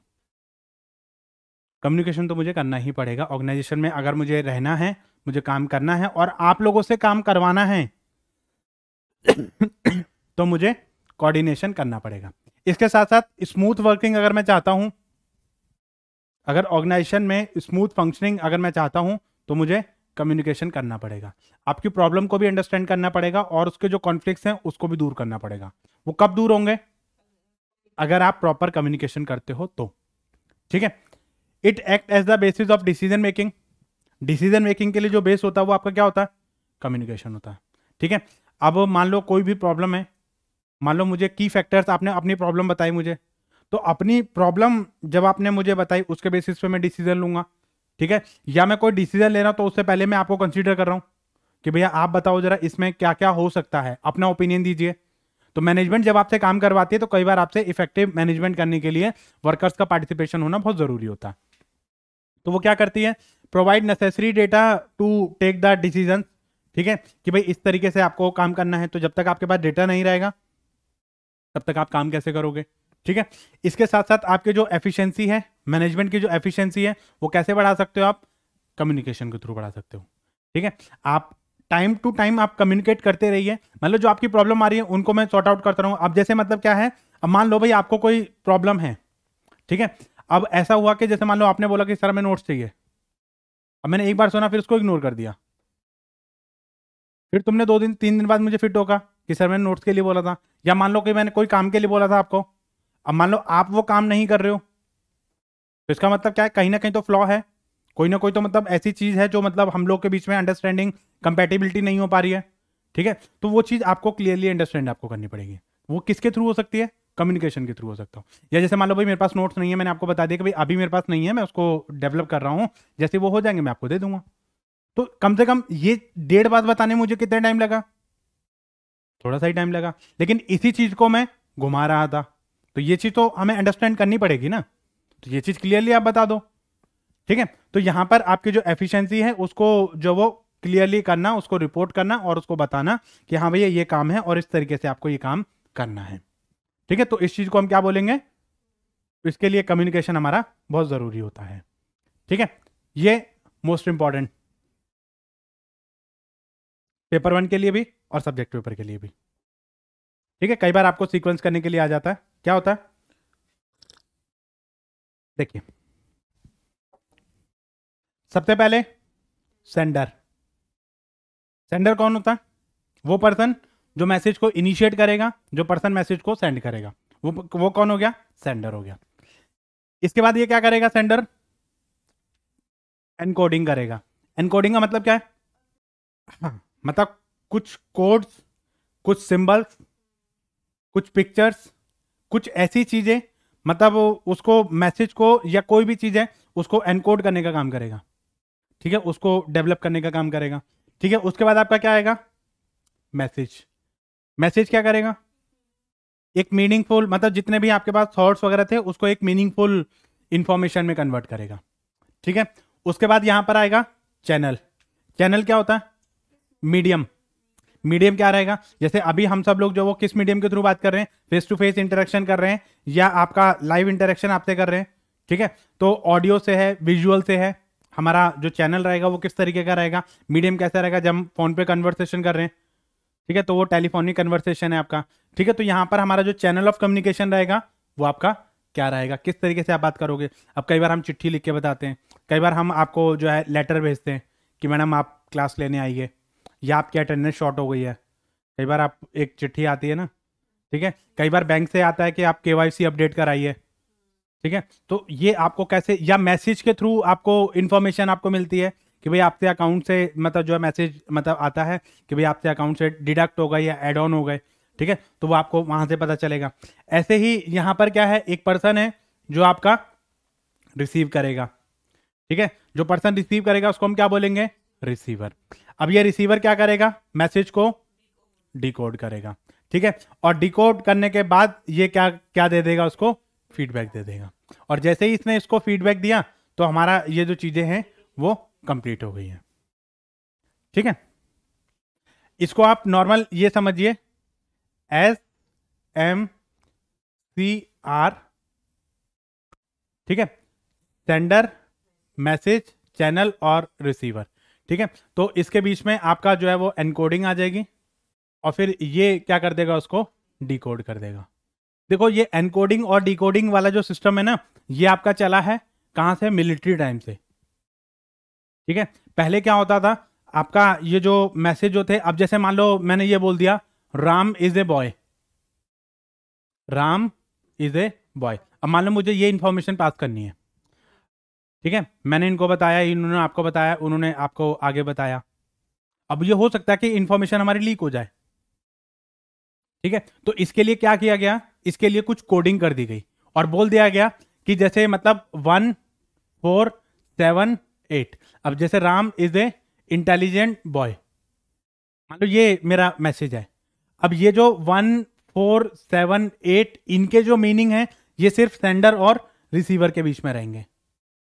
अब ये क्या है, हमारी जो इंफॉर्मेशन पास होगी वो 1478 पास होगी, अब इससे आप डिकोड कर ही नहीं सकते।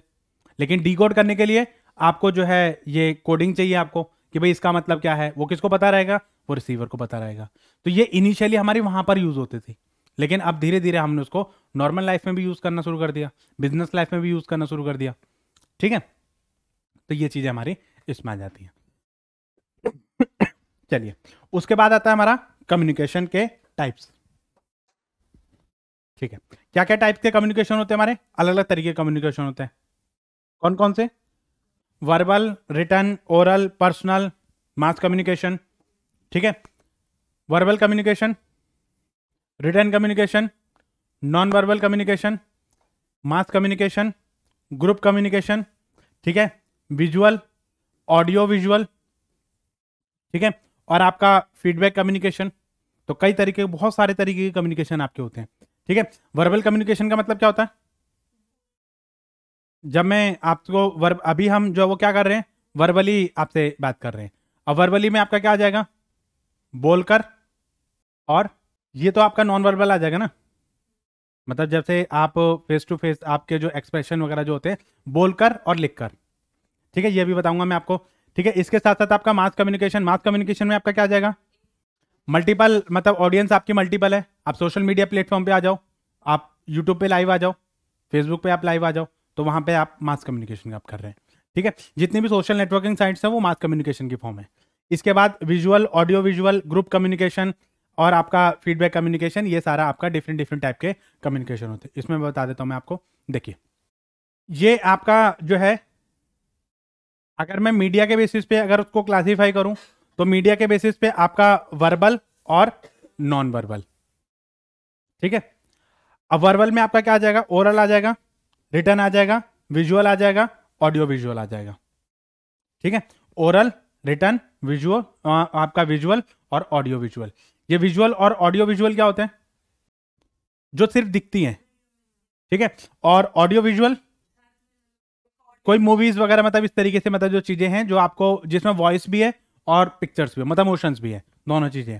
रिटर्न जो मैं आपको लिख के दे रहा हूं, ओरल जो मैं आपको नॉर्मली आपसे बातचीत कर रहा हूं, ठीक है। तो ये आपके वर्बल कम्युनिकेशन में आ जाएंगे। नॉन वर्बल में आपका क्या आ जाएगा? आपके गेस्चर, बॉडी लैंग्वेज, आपका आई कॉन्टैक्ट, ठीक है, आपके एक्शन एंड एक्सप्रेशन। अब जैसे मान लो मैं जो है कितना कॉन्फिडेंट हूं, किस तरीके से मैं बात कर रहा हूं, तो ये आपके एक्सप्रेशन से आपको पता चल जाएगा, आपके आई कॉन्टैक्ट से पता चल जाता है, ठीक है, आपकी बॉडी लैंग्वेज से पता चल जाता है कि हाउ कॉन्फिडेंट यू आर और what you want to explain, ठीक है। आपकी जो बॉडी लैंग्वेज है वो आपको बता देगी, आपका गेस्चर आपको बता देगा, ठीक है, आपके आई कॉन्टैक्ट आपको बता देंगे कि भाई किस तरीके से क्या चीज़ें आप एक्सपीरियंस करना चाहते हो, ठीक है। अब जैसे कई बार क्या होता है कि हम कोई चीज़, मतलब ये है कि जैसे मैंने ये दिखाया आपको, इसका मतलब क्या है? Very good. मैंने ये चीज़ दिखाई तो इसका मतलब क्या है? वेरी बैड, ठीक है। मैंने ये चीज़ दिखाई, सैड, ठीक है। तो ऐसे ही, मतलब जैसे हमारी आईज हमारी बताती हैं कि हम सामने वाले को क्या एक्सप्रेशन देना चाहते हैं, ठीक है। तो आईज के एक्सप्रेशन से आपकी बॉडी लैंग्वेज या इमोजीज जो आपकी बनी है, अब जैसे मान लो मुझे ये बताना कि भाई मैं बहुत गुस्से में हूं, तो मैं आपके क्या करूंगा, इमोजीज पे जाके सर्च कर दूंगा। हमारी अलग अलग, मतलब जो है अलग अलग, मतलब वो लाल वाला जो भूत वाला और डरावना हु वाला, मतलब अलग अलग तरीके के आपके इमोजीज हैं, ठीक है। उससे क्या है, आप अपने एक्सप्रेशन मतलब जो वो शेयर कर सकते हैं, ठीक है, कि आप you are feeling love, happy, sad, sorrow, ठीक है। तो अब जैसे मतलब जैसे आपने मतलब जो है किसी की सैड न्यूज सुनी, तो मतलब उसमें फिर आप एक अलग इमोजी आप यूज करेंगे। तो अलग अलग एक्सप्रेशन को फील करने के लिए हमारे अलग अलग इमोजीज आपके बने हैं, ठीक है। तो इससे हम अपने जो गेस्चर वगैरह से, बॉडी लैंग्वेज से और इन सब चीजों से भी हम जो है वो इन चीजों को यूज कर सकते हैं, ठीक है। उसके बाद आपका फ्लो ऑफ इंफॉर्मेशन के हिसाब से अगर हम देखें तो हॉरिजॉन्टल, वर्टिकल और आपका डायगोनल, ठीक है। वर्टिकल में आपके दो आते हैं, अपवर्ड और आपका डाउनवर्ड, ठीक है। ये आपके ऑर्गेनाइजेशन में होते हैं कि जैसे वर्टिकल, वर्टिकल में आपके दो रहेंगे, अपवर्ड और डाउनवर्ड। हॉरिजॉन्टल जब आप सेम लेवल पे करते हैं, और फिर उसके बाद आपका आ जाएगा डायगोनल। हाँ, ये मैं अभी बताऊंगा। डायगोनल मतलब जैसे उसमें आपका रहता है। फिर उसके बाद ऑर्गेनाइजेशन रिलेशनशिप की बात करें तो इंटरनल और एक्सटर्नल और फॉर्मल कम्युनिकेशन और इनफॉर्मल कम्युनिकेशन। तो इस तरीके से हमारे कई सारे तरीके के हमारे कम्युनिकेशन हमारे रहते हैं, ठीक है।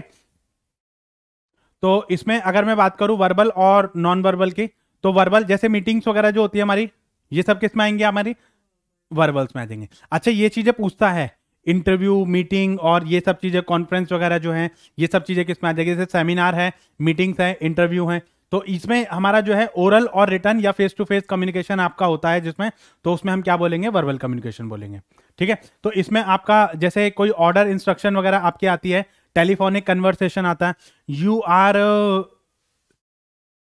उसमें जैसे क्वेश्चन था कि person A making a video call to his friends, this type of communication is consider as, वो आपका जो वर्बल कम्युनिकेशन में आपका आ जाएगा, ठीक है। तो इसमें आपका रिटर्न मोड हो सकता है आपका, इसमें आपका लेटर, सर्कुलर, नोटिस, मेमोस, ये सब आपके वर्बल कम्युनिकेशन में आ जाएंगे, ठीक है। आपकी जो मीटिंग्स हो रही है, इंटरव्यू हो रहे हैं, तो ये इंटरव्यू वगैरह ये सब आपके जो किस में आ जाएंगे? ये वर्बल कम्युनिकेशन में आ जाएंगे। तो कई बार हमारे कुछ ऐसे कुछ गेस्चर होते हैं, फेशियल एक्सप्रेशन होते हैं, जैसे हम फेशियल एक्सप्रेशन से भी कई बार हम जो है वो चीज़ों को समझा देते हैं, ठीक है, या समझ जाते हैं फेशियल एक्सप्रेशन से कि भाई कोई पर्सन जो वो किस तरीके से कम्युनिकेट करना चाहता है, ठीक है। तो यहाँ पर अलग अलग चीज़ें हमारी रहेंगी, तो इसको हम क्या बोलेंगे? नॉन वर्बल कम्युनिकेशन बोलते हैं। जैसे हमारा हैंड्स की मूवमेंट है, हमारा स्माइली है, या आपके जो और मतलब कोई गेस्चर है, आपका आई कॉन्टैक्ट है, तो इससे भी हम कम्युनिकेट कर देते हैं, ठीक है। इसके थ्रू जो हम कम्युनिकेट करते हैं तो उसको हम क्या बोलेंगे? Non verbal. अच्छा, जैसे हम ये बोलते हैं जैसे हमारी स्मेल से भी कम्युनिकेशन होती है, स्मेल से भी कम्युनिकेशन होती है।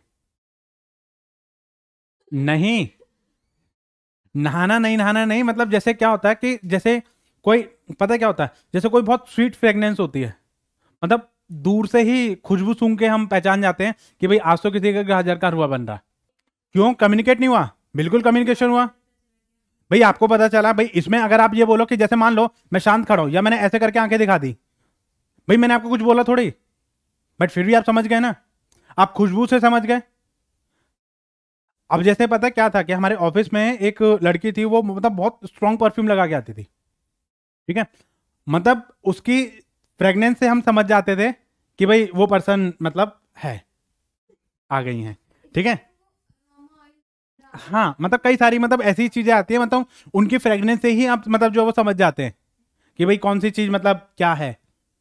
फ्रेगनेंस से मतलब आप जो किसी चीज का टेस्ट के बारे में आप बता देते हैं, या फिर मतलब कोई भी चीज है जैसे मतलब रोज वगैरह है या चॉकलेट है या कोई भी और चीज है, उसकी फ्रेगनेंस से हम बता देते हैं कि भाई कौन सी चीज हमारी कहाँ पर है, ठीक है। तो ये भी एक कम्युनिकेशन का एक तरीका होता है, ठीक है। एक होता है फॉर्मल कम्युनिकेशन, एक होता है आपका इनफॉर्मल कम्युनिकेशन। फॉर्मल कम्युनिकेशन क्या होता है, इनफॉर्मल कम्युनिकेशन क्या होता है? देखो, इसमें आपका क्या है कि कम्युनिकेशन आपके ऑर्गेनाइजेशन में फॉर्मल और इनफॉर्मल दोनों कम्युनिकेशन हो सकता है, जहां पे एक पहले से ही प्री डिसाइडेड मोड है। आपको हायरार्की जब आपको फॉलो करनी है, आप डायरेक्टली मेरे को कम्युनिकेट नहीं कर सकते, पहले आप इनको बताओगे और ये मेरे को बताएंगे। तो ये क्या है, चेन ऑफ कमांड जहां पे आप फॉलो करोगे, वो आपका फॉर्मल कम्युनिकेशन है। मैं डायरेक्टली आपको नहीं बताऊंगा, मैं इनको बताऊंगा, ये आपको बताएंगे, तो वो आपका फॉर्मल कम्युनिकेशन है। यहां पर वेल डिफाइंड पाथ आप यूज करोगे मैनेजमेंट में, ऑर्गेनाइजेशन स्ट्रक्चर में डिफाइंड मोड आप यूज करोगे, डिफाइंड मोड आप यूज करोगे तब देखो, ऑर्गेनाइजेशन में बात करने के भी तरीके होते हैं, सेंस होता है, ये नहीं बिना सेंस के आप कोई बात नहीं कर सकते। इवन ऑर्गेनाइजेशन में मेल लिखने का भी एक तरीका होता है कि आप ऐसा नहीं मुंह उठा के आपने किसी को भी मतलब किसी को भी सीसी में टैग कर दिया, किसी को भी बीसीसी में टैग कर दिया और उठा के आपने मेल भेज दी, ऐसा नहीं होता। मतलब वो सैल्यूटेशन वगैरह आपको प्रॉपर लिखनी पड़ती है, और नीचे मतलब आपको विद रिगार्ड दैट और दैट, मतलब एक बहुत फॉर्मल तरीके होते हैं। इनफॉर्मली तो आपको किसी को कुछ भी मेल कर दो, लेकिन फॉर्मल जब आप मेल करते हो तो आपको वर्डिंग पे भी आपको ध्यान देना पड़ता है कि आप क्या वर्ड्स का सिलेक्शन कर रहे हैं, ठीक है। तो ये चीजें आपको ध्यान रखनी है। तो यहाँ पे जो जैसे general manager communicate decision to the production manager, ठीक है, वो एक इशू करेगा, ऑर्डर इशू करेगा, उसको बताएगा कि भैया ये ऑर्डर है और ये आपको करना है। तो ये आपका क्या है, फॉर्मल कम्युनिकेशन है। Communication which take place on the basis of informal relation, social gathering वगैरह, और इन सब चीजों से मतलब स्टाफ वगैरह में एक नॉर्मल अंडरस्टैंडिंग के थ्रू, जहां पे स्ट्रक्चर हायरार्की वगैरह फॉलो नहीं हो रही है, वहां पे आप क्या बोलोगे, कम्युनिकेट। हम रिलेटिव से बात करते हैं, कोलिग से बात करते हैं, सिबलिंग से बात करते हैं, वहां पे रिलेशनशिप थोड़ी फॉलो होते हैं, वहां पे फिर आप जो वो नॉर्मली मतलब जो बात कर लेते हो, तो उसको हम क्या बोलते हैं, इनफॉर्मल रिलेशनशिप बोलते हैं, ठीक है। जैसे any sharing information between production supervisor and accountant, या जो नॉर्मल आपके फ्रेंड्स वगैरह में जो आपकी शेयरिंग हो रही है, जिसमें आप इस तरीके से मतलब कोई जो है हायरार्की आप फॉलो नहीं कर रहे हो, आप स्ट्रक्चर आप फॉलो नहीं कर रहे हो, तो उसको हम क्या बोलेंगे, इनफॉर्मल कम्युनिकेशन बोलेंगे। मतलब फ्रेंडली इंटरेक्शन मतलब आपका हो रहा है, जैसे मान लो एक जैसे हम हैं और एक यूपीएससी वाले सर हैं, जब हम आपस में इंटरेक्शन कर रहे हैं या आपस में हम बातचीत कर रहे हैं, कोई चीज मतलब हमने आपस में शेयर करी, तो वो हमारा क्या है, इनफॉर्मल कम्युनिकेशन है, ठीक है। तो एक होता है अपवर्ड, डाउनवर्ड, हॉरिजॉन्टल और डायगोनल। देखो अपवर्ड और जो डाउनवर्ड होता है ये सब हमारे वर्टिकल के पार्ट हैं, ठीक है, और हॉरिजॉन्टल और आपका डायगोनल हो जाएगा, ठीक है। तो अब आपका जब ऊपर से आपका लोअर लेवल ऑफ मैनेजमेंट तक जाती है, ठीक है, या नीचे से ऊपर लेवल तक जाती है, जैसे मान लो हमारा लेवल ऑफ मैनेजमेंट है, टॉप लेवल ने बताया किसको, मिडिल लेवल को, और मिडिल लेवल ने बनाया किसको, लोअर लेवल को, तो ये क्या हो गया, डाउनवर्ड। अब इसमें रिपोर्टिंग सिस्टम जो होता है वो हमेशा अपवर्ड जाता है, अथॉरिटी जो आती है वो डाउनवर्ड जाती है, ठीक है। ये इसको परमिशन देगा और ये इसको परमिशन देगा, तब जाके आपका काम होगा, और जो रिपोर्टिंग सिस्टम होता है वो आपका अपवर्ड आता है, ठीक है। तो इस तरीके से मतलब जो चीजें आपके इसमें आ जाती है, जैसे foreman report breakdown of machinery to the factory manager. ये भी आपका क्वेश्चन पूछा गया था कि जैसे मान लो फोरमैन है, उसकी कोई मशीनरी है, ब्रेकडाउन हो गई, उसने फैक्ट्री मैनेजर को बताया, तो ये किस टाइप का कम्युनिकेशन है, यह आपका अपवर्ड कम्युनिकेशन है। Flow of communication is upward, तो यहां पर आपका जो लोअर पर्सन है जब अपर अपने सुपीरियर को बताता है तो उसको हम क्या बोलेंगे, अपवर्ड कम्युनिकेशन। मैंने आपको ऑर्डर दिया, इंस्ट्रक्शन दी, ये क्या है, डाउनवर्ड कम्युनिकेशन है, ठीक है। जब इसमें हमारा कोई भी, जैसे इसने क्या बोला, communication which flow the downward hierarchy is called downward communication. जैसे सुपीरियर ने कोई ऑर्डर इंस्ट्रक्शन दिया तो उसको हम क्या बोलेंगे, डाउनवर्ड कम्युनिकेशन, ठीक है। अब हॉरिजॉन्टल कम्युनिकेशन क्या हुआ, सेम लेवल पे आपका जो था, एक प्रोडक्शन मैनेजर फाइनेंस मैनेजर से बात कर रहा है, तो जब हमारी डेजिग्नेशन सेम है और हम बात कर रहे हैं, जैसे टीचर टीचर आपस में बात कर रहा है, तो ये आपका क्या हो गया, हॉरिजॉन्टल। स्टूडेंट स्टूडेंट से बात कर रहा है, ठीक है, तो ये आपका हॉरिजॉन्टल हो गया, ठीक है। इसने क्या बोला, प्रोडक्शन मैनेजर में communicate the production plan to the sales manager, क्योंकि ये हमारा क्या है, प्रोडक्शन मैनेजर, और ये है आपका सेल्स मैनेजर। टीचर टीचर आपस में बात कर रहे हैं, मैनेजर मैनेजर आपस में बात कर रहे हैं, दोनों की डेजिग्नेशन सेम है। बोर्ड ऑफ डायरेक्टर मतलब दो जो है वो आपस में बात कर रहे हैं, तो आपका किस में हो जाएगा, वो हॉरिजॉन्टल में आ जाएगा। ठीक है, अच्छा उसके बाद अब बचा आपका डायगनल। डायगनल में क्या होता है, देखो ना तो वो डाउनवर्ड कम्युनिकेशन है, ना वो अपवर्ड कम्युनिकेशन है, ना वो हॉरिजॉन्टल कम्युनिकेशन है। इसके अलावा जो कम्युनिकेशन आपकी हो गई वो आपकी बचेगी डायगनल।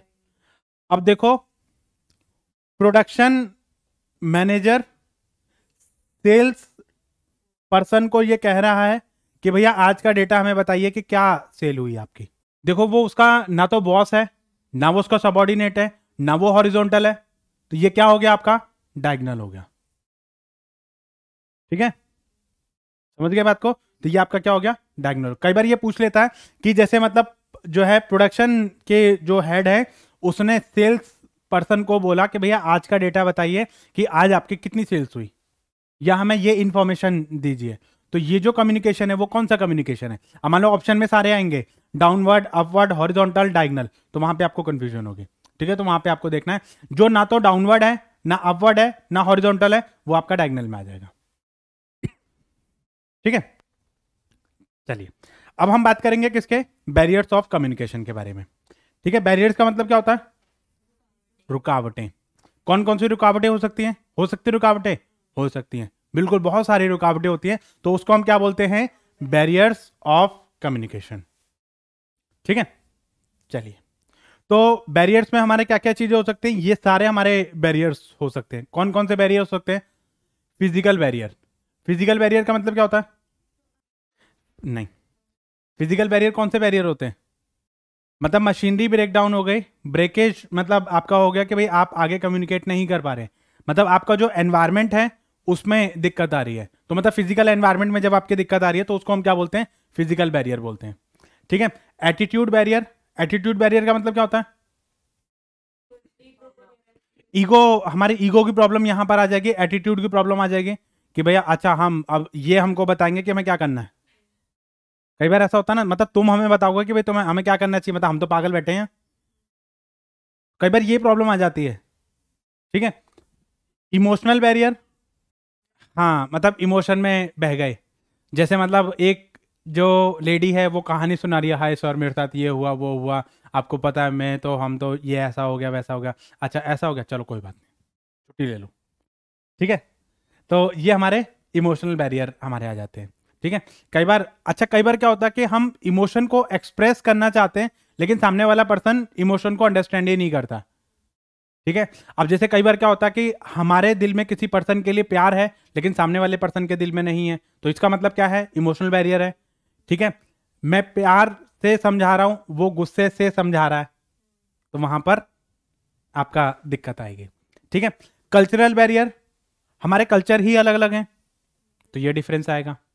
कल्चर कैसे कैसे अलग अलग हो सकते हैं, एक चाइना का पर्सन है और एक इंडिया का पर्सन है, अब दोनों आपस में कम्युनिकेट करेंगे चिंग शांग शांग, तो उनको समझ ही नहीं आएगा क्योंकि उनके कल्चर अलग अलग है। अब चाइना के लोगों को बोलो कि भैया दाल आटा चावल रोटी खाओ, वो बोलेंगे तुम ये उबली हुई सब्जी खाओ, तो वहां पर क्या है, वहां पर दिक्कत है। दिक्कत किस चीज की है, कल्चर की दिक्कत है। वहां पर ये जो है कल्चरल बैरियर हमारे यहाँ आ जाते हैं, हमारे यहाँ का कल्चर अलग है, उनके यहाँ का कल्चर अलग है। कोस्टल एरिया में आप चले जाओ, वहां पे ये सी फूड्स वगैरह से ही जिंदगी कटती है उनकी, और हम ये सोचते हैं कि भाई मतलब जो है ये चीज़ें क्या है, हम कितनी मछली देखते हैं, मतलब ये मतलब जो है लिमिटेड ही हम देखते हैं, लेकिन कुछ लोग की तो जिंदगी ही इस पर निर्भर होती है। जो कोस्टल एरियाज होते हैं वहां पर तो यही चीजें मतलब कॉमन हो जाती हैं, क्यों, क्योंकि उनका कल्चर ही ऐसा है। ठीक है, वहां पे रहना सहना खाना पीना पहनने का तरीका बात करने का तरीका सेंस करने का तरीका अलग होता है, जापानी कल्चर अलग होता है, इंडियन कल्चर हमारा अलग है। इंडियन हम झूठ पे झूठ बोल सकते हैं लेकिन जापानी जो वो जल्दी से झूठ नहीं बोलेगा। ठीक है, तो हमारे यहाँ ये चीज़ है, जैसे आप उसमें चले जाओ, आप दुबई में चले जाओ, वहाँ पे रिचनेस दिखाएंगे नहीं, लेकिन हमारे यहाँ क्या है, जिस पे नहीं होगा वो तो और ज़्यादा दिखाएगा, हाँ भैया हम रिच है, ये दिखाने से सामने वाले को पता चले हाँ भैया हम रिच है। ठीक है, लैंग्वेज बैरियर, लैंग्वेज का सबसे बड़ा बैरियर होता है। अब मान लो मैं हिंदी में बोल रहा हूँ, आपको हिंदी आती नहीं, आप इंग्लिश में बोल रहे हो, मुझे इंग्लिश नहीं आती, तो वहाँ पर आपका लैंग्वेज बैरियर हो जाएगा। ठीक है, अब जैसे हम चाइना में जाते हैं या किसी दूसरी कंट्री में जाते हैं, सिंगापुर में आप चले गए, वहाँ पे उनकी अपनी लैंग्वेज है। ठीक है, आप उनसे बात करोगे वो समझ ही नहीं आएगा, वो गाली भी बक देगा तब भी समझ नहीं आएगा, हाँ या थैंक यू। ठीक है, तो फिर हम वो करेंगे। जेंडर बायसनेस, मेल फीमेल की दिक्कत आ जाती है। हाँ, उसमें कई बार ऐसा भी हो जाता है कि जैसे ना मतलब एक जो मेल होता है उसको ये चीज एक मतलब ईगो रहता है कि मतलब फीमेल उनको गाइड कर रही है, ये दिक्कत आपकी आ जाती है, क्योंकि हमारा मेल डोमिनेटिंग मतलब जो है सोसाइटी है, तो उनको ये जो है ईगो सबसे बड़ी प्रॉब्लम हो जाती है। अब उनका जरा से भी कहीं पर भी मतलब कोई दिक्कत हुई तो वहां पर फिर उनके लिए प्रॉब्लम आ जाती है। और वाकई में देखो कभी कभी मतलब ये प्रॉब्लम हमें फेस करनी पड़ती है। अब क्या है कि जैसे फीमेल है तो फीमेल एक पर्टिकुलर, वैसे तो मतलब हर फील्ड में जा रही है ऐसी को मतलब नो डाउट, लेकिन इनमें भी क्या रहता है कि जैसे मतलब कुछ ना कुछ प्रॉब्लम तो मतलब फीमेल को भी फेस करनी पड़ती है। अब जैसे पता क्या होता है, अब उसमें ये भी दिक्कत होती है क्योंकि लोगों के, अब जैसे मान लो एक फीमेल की प्रमोशन हो रही है तो लोगों का सबसे पहला माइंड जो ये जाता है कि मतलब इसने ऐसा क्या किया जो इसको प्रमोशन मिल गई। हाँ भैया, मतलब इतना सुंदरता का जादू चलाया आपने। ठीक है, तो मतलब सबसे पहले मतलब लोगों का जो मतलब ये जो बुद्धि है ना, मतलब इतना कचरा भरा हुआ है कि क्या ही बोले। तो ये चीज मतलब जो सबसे बड़ी दिक्कत आती है, lack of focus and eye contact. यहां पर ये दिक्कत आती है कि मतलब जो है मैं बात तो कर रहा हूं लेकिन आई कांटेक्ट के साथ बात नहीं कर रहा हूं, या हमारा फोकस ही नहीं है। अब मैं इधर देख के पढ़ाने लग जाऊं, ऐसे करके मतलब बोलने लग जाऊं, फिर आपको लगे अरे सर क्या दीवारों को पढ़ा रहे हो। ठीक है, या आप नीचे देखने लग जाओ, आप मेरे से बात ही नहीं कर रहे, मैं आपसे कुछ पूछ रहा हूं आप नीचे देखे जा रहे हो। तो वहां पर फोकस और आई कांटेक्ट होना बहुत जरूरी होता है। अच्छा, फोकस एंड आई कांटेक्ट में यही नहीं है कि मतलब मैं सिर्फ इनसे बात कर रहा हूं, मेरे लिए जैसे मान लो क्लास में 10 बच्चे बैठे, 20 बच्चे बैठे, मुझे सबसे आई कांटेक्ट रखना है। ये चीजें बहुत इंपॉर्टेंट होती हैं। ठीक है, उसके बाद आता है आपका फियर ऑफ मिस्टेक। अब ये रहता है कि जैसे मान लो कई बार क्या होता है कि मतलब मुझे ये लगता है कि यार यार कहीं गलत ना बोल दूं, अच्छा ऐसा था, नहीं नहीं ऐसे नहीं था, ऐसे था, नहीं नहीं ऐसे नहीं था।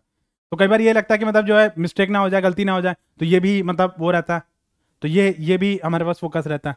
साइकोलॉजिकल बैरियर, साइकोलॉजिकल बैरियर का मतलब क्या होता है, मतलब थिंकिंग, इसमें आपका जो थिंकिंग वगैरह की मतलब चीजें आ जाती है, जैसे मतलब जो, हाँ मतलब उसमें आप कह सकते हैं। ठीक है, उसमें थिंकिंग माइंडसेट वगैरह ये सब मतलब चीजें आपकी आ जाती है, जैसे हम पहले से ही हम कोई चीज मान के चलते हैं। ठीक है, कि हमें सुनना ही नहीं है। ठीक है, उसके बाद परसेप्शनल बैरियर। परसेप्शनल बैरियर का मतलब क्या होता है, हमने पहले से ही परसेप्शन बना लिया, ये मैडम क्या समझाएंगे, इनको तो कुछ ही नहीं आता होगा, तो खुद ही छोटी सी है, इनको क्या पता। हाँ, यहाँ पे परसेप्शन में मतलब कई बार क्या होता है कि परसेप्शन मतलब जैसे, अब वो हो सकता है कि जैसे मान लो फर्स्ट टाइम मतलब जो है किसी चीज को देख के हमने कोई परसेप्शन बना ली। ठीक है, कि इनको तो क्या ही आता होगा, इनको नहीं आता भैया कुछ भी। कई बार हम परसेप्शन बना लेते हैं ना कि भाई ये जो है वो ये नहीं वो कर सकते। उसके बाद आते हैं आपके फीडबैक इशू। आपने फीडबैक ही नहीं दिया, आपको ये, मुझे यही नहीं पता चला कि भाई आपको समझ आया कि नहीं आया, मैं तो बस बता के चला गया। आपको नहीं समझ आया तो आपने ये भी नहीं बताया कि सर मुझे समझ नहीं आया, और ये मेरी भी गलती है कि मुझे आपको पूछना चाहिए था कि भाई आपको समझ आया कि नहीं आया, भाई कोई दिक्कत, कोई क्वेरी, कोई कोई प्रॉब्लम तो नहीं है। तो ये चीज़ें हमारी बैरियर्स में आ जाती हैं। ठीक है, तो इसके लिए मतलब ये जो सारे हैं इससे जो है वो रिलेटेड आपकी चीज़ें आपकी आ जाती हैं। इसमें एक स्टीरियोटाइपिंग भी आती है। स्टीरियोटाइपिंग क्या होती है, मानसिकता, मतलब रूढ़िवादी जिसे कहते हैं हिंदी में, हिंदी में मतलब जो है रूढ़िवादी। हाँ, मतलब इसमें ये कह सकते हैं, जैसे मतलब ये मैं ये बोलूँ कि भाई मैं पहले से मान के चल रहा हूँ कि भाई जैसे मतलब जो है कि फीमेल को ड्राइविंग नहीं आती है, मैंने पहले से मान के चलिए अपने माइंड में ये चीज बिठा ली कि फीमेल ड्राइविंग सीख ही नहीं सकती, चाहे बहुत अच्छी ड्राइविंग करें, लेकिन अगर हल्की सी मतलब किसी सामने वाले की मिस्टेक से भी अगर फीमेल को मतलब वो हो जाती है तो हम गलती फीमेल की ही मानते हैं। भाई तुम्हें मतलब जो है गाड़ी चलाने के लिए किसने बोला। ठीक है, कि हम ये पहले से ही मान रहे हैं कि मतलब जो है, अच्छा कई बार क्या होता है लोग ये सोचते हैं कि जो female are made for household things and male are made for outsider things. ये मैं स्टीरियोटाइपिंग मतलब जो बना के चलो, हालांकि ऐसा मतलब ट्रू नहीं है, हर कंडीशन में ऐसा ट्रू नहीं होता। अब देखो फीमेल जो वो इक्विवेलेंट हो गई है बॉयज के, मतलब कौन सी पोस्ट पे नहीं है बताओ, सबसे मतलब हाईएस्ट पोजीशन मतलब जो है प्रेसिडेंट की पोस्ट पे भी मतलब हमारी जो फीमेल आ गई है। ठीक है, तो ऐसी मतलब जो चीजें हैं इसमें ये चीजें हमारी स्टीरियोटाइपिंग होती है कि हम पहले से ही ये चीज मान के चल रहे हैं कि भाई ये चीजें आपकी नहीं आती। ठीक है, तो ये हमारा कुछ बैरियर्स होते हैं जिनको हमें थोड़ा सा ध्यान रखना पड़ता है। ठीक है। So thank you guys for watching this video. I hope ये जो कॉन्सेप्ट है आपका कम्युनिकेशन का और जो डायरेक्टिंग सुपरविजन, ये कॉन्सेप्ट आपके क्लियर होंगे। अब हमारा जो है इसके बाद जो नेक्स्ट जो हमारी क्लास रहेगी उसमें हम बात करेंगे मोटिवेशन के जो थ्योरीज हैं उसके बारे में बात करेंगे। वो भी बहुत इंपॉर्टेंट टॉपिक है कॉमर्स और मैनेजमेंट स्टूडेंट के लिए। तो जल्द ही मिलेंगे हम आपको नेक्स्ट वीडियो में नए पार्ट के साथ। तब तक आप हमारी प्रीवियस वीडियो को देखते रहिए। वीडियो कैसी लगी कमेंट सेक्शन में जरूर टाइप करके बताइए। और जिन लोगों ने प्रीवियस वीडियो को देखा है उनमें कोई भी क्वेरी कोई भी डाउट है तो आप कमेंट सेक्शन में टाइप कर सकते हैं। Thank you guys, have a nice day.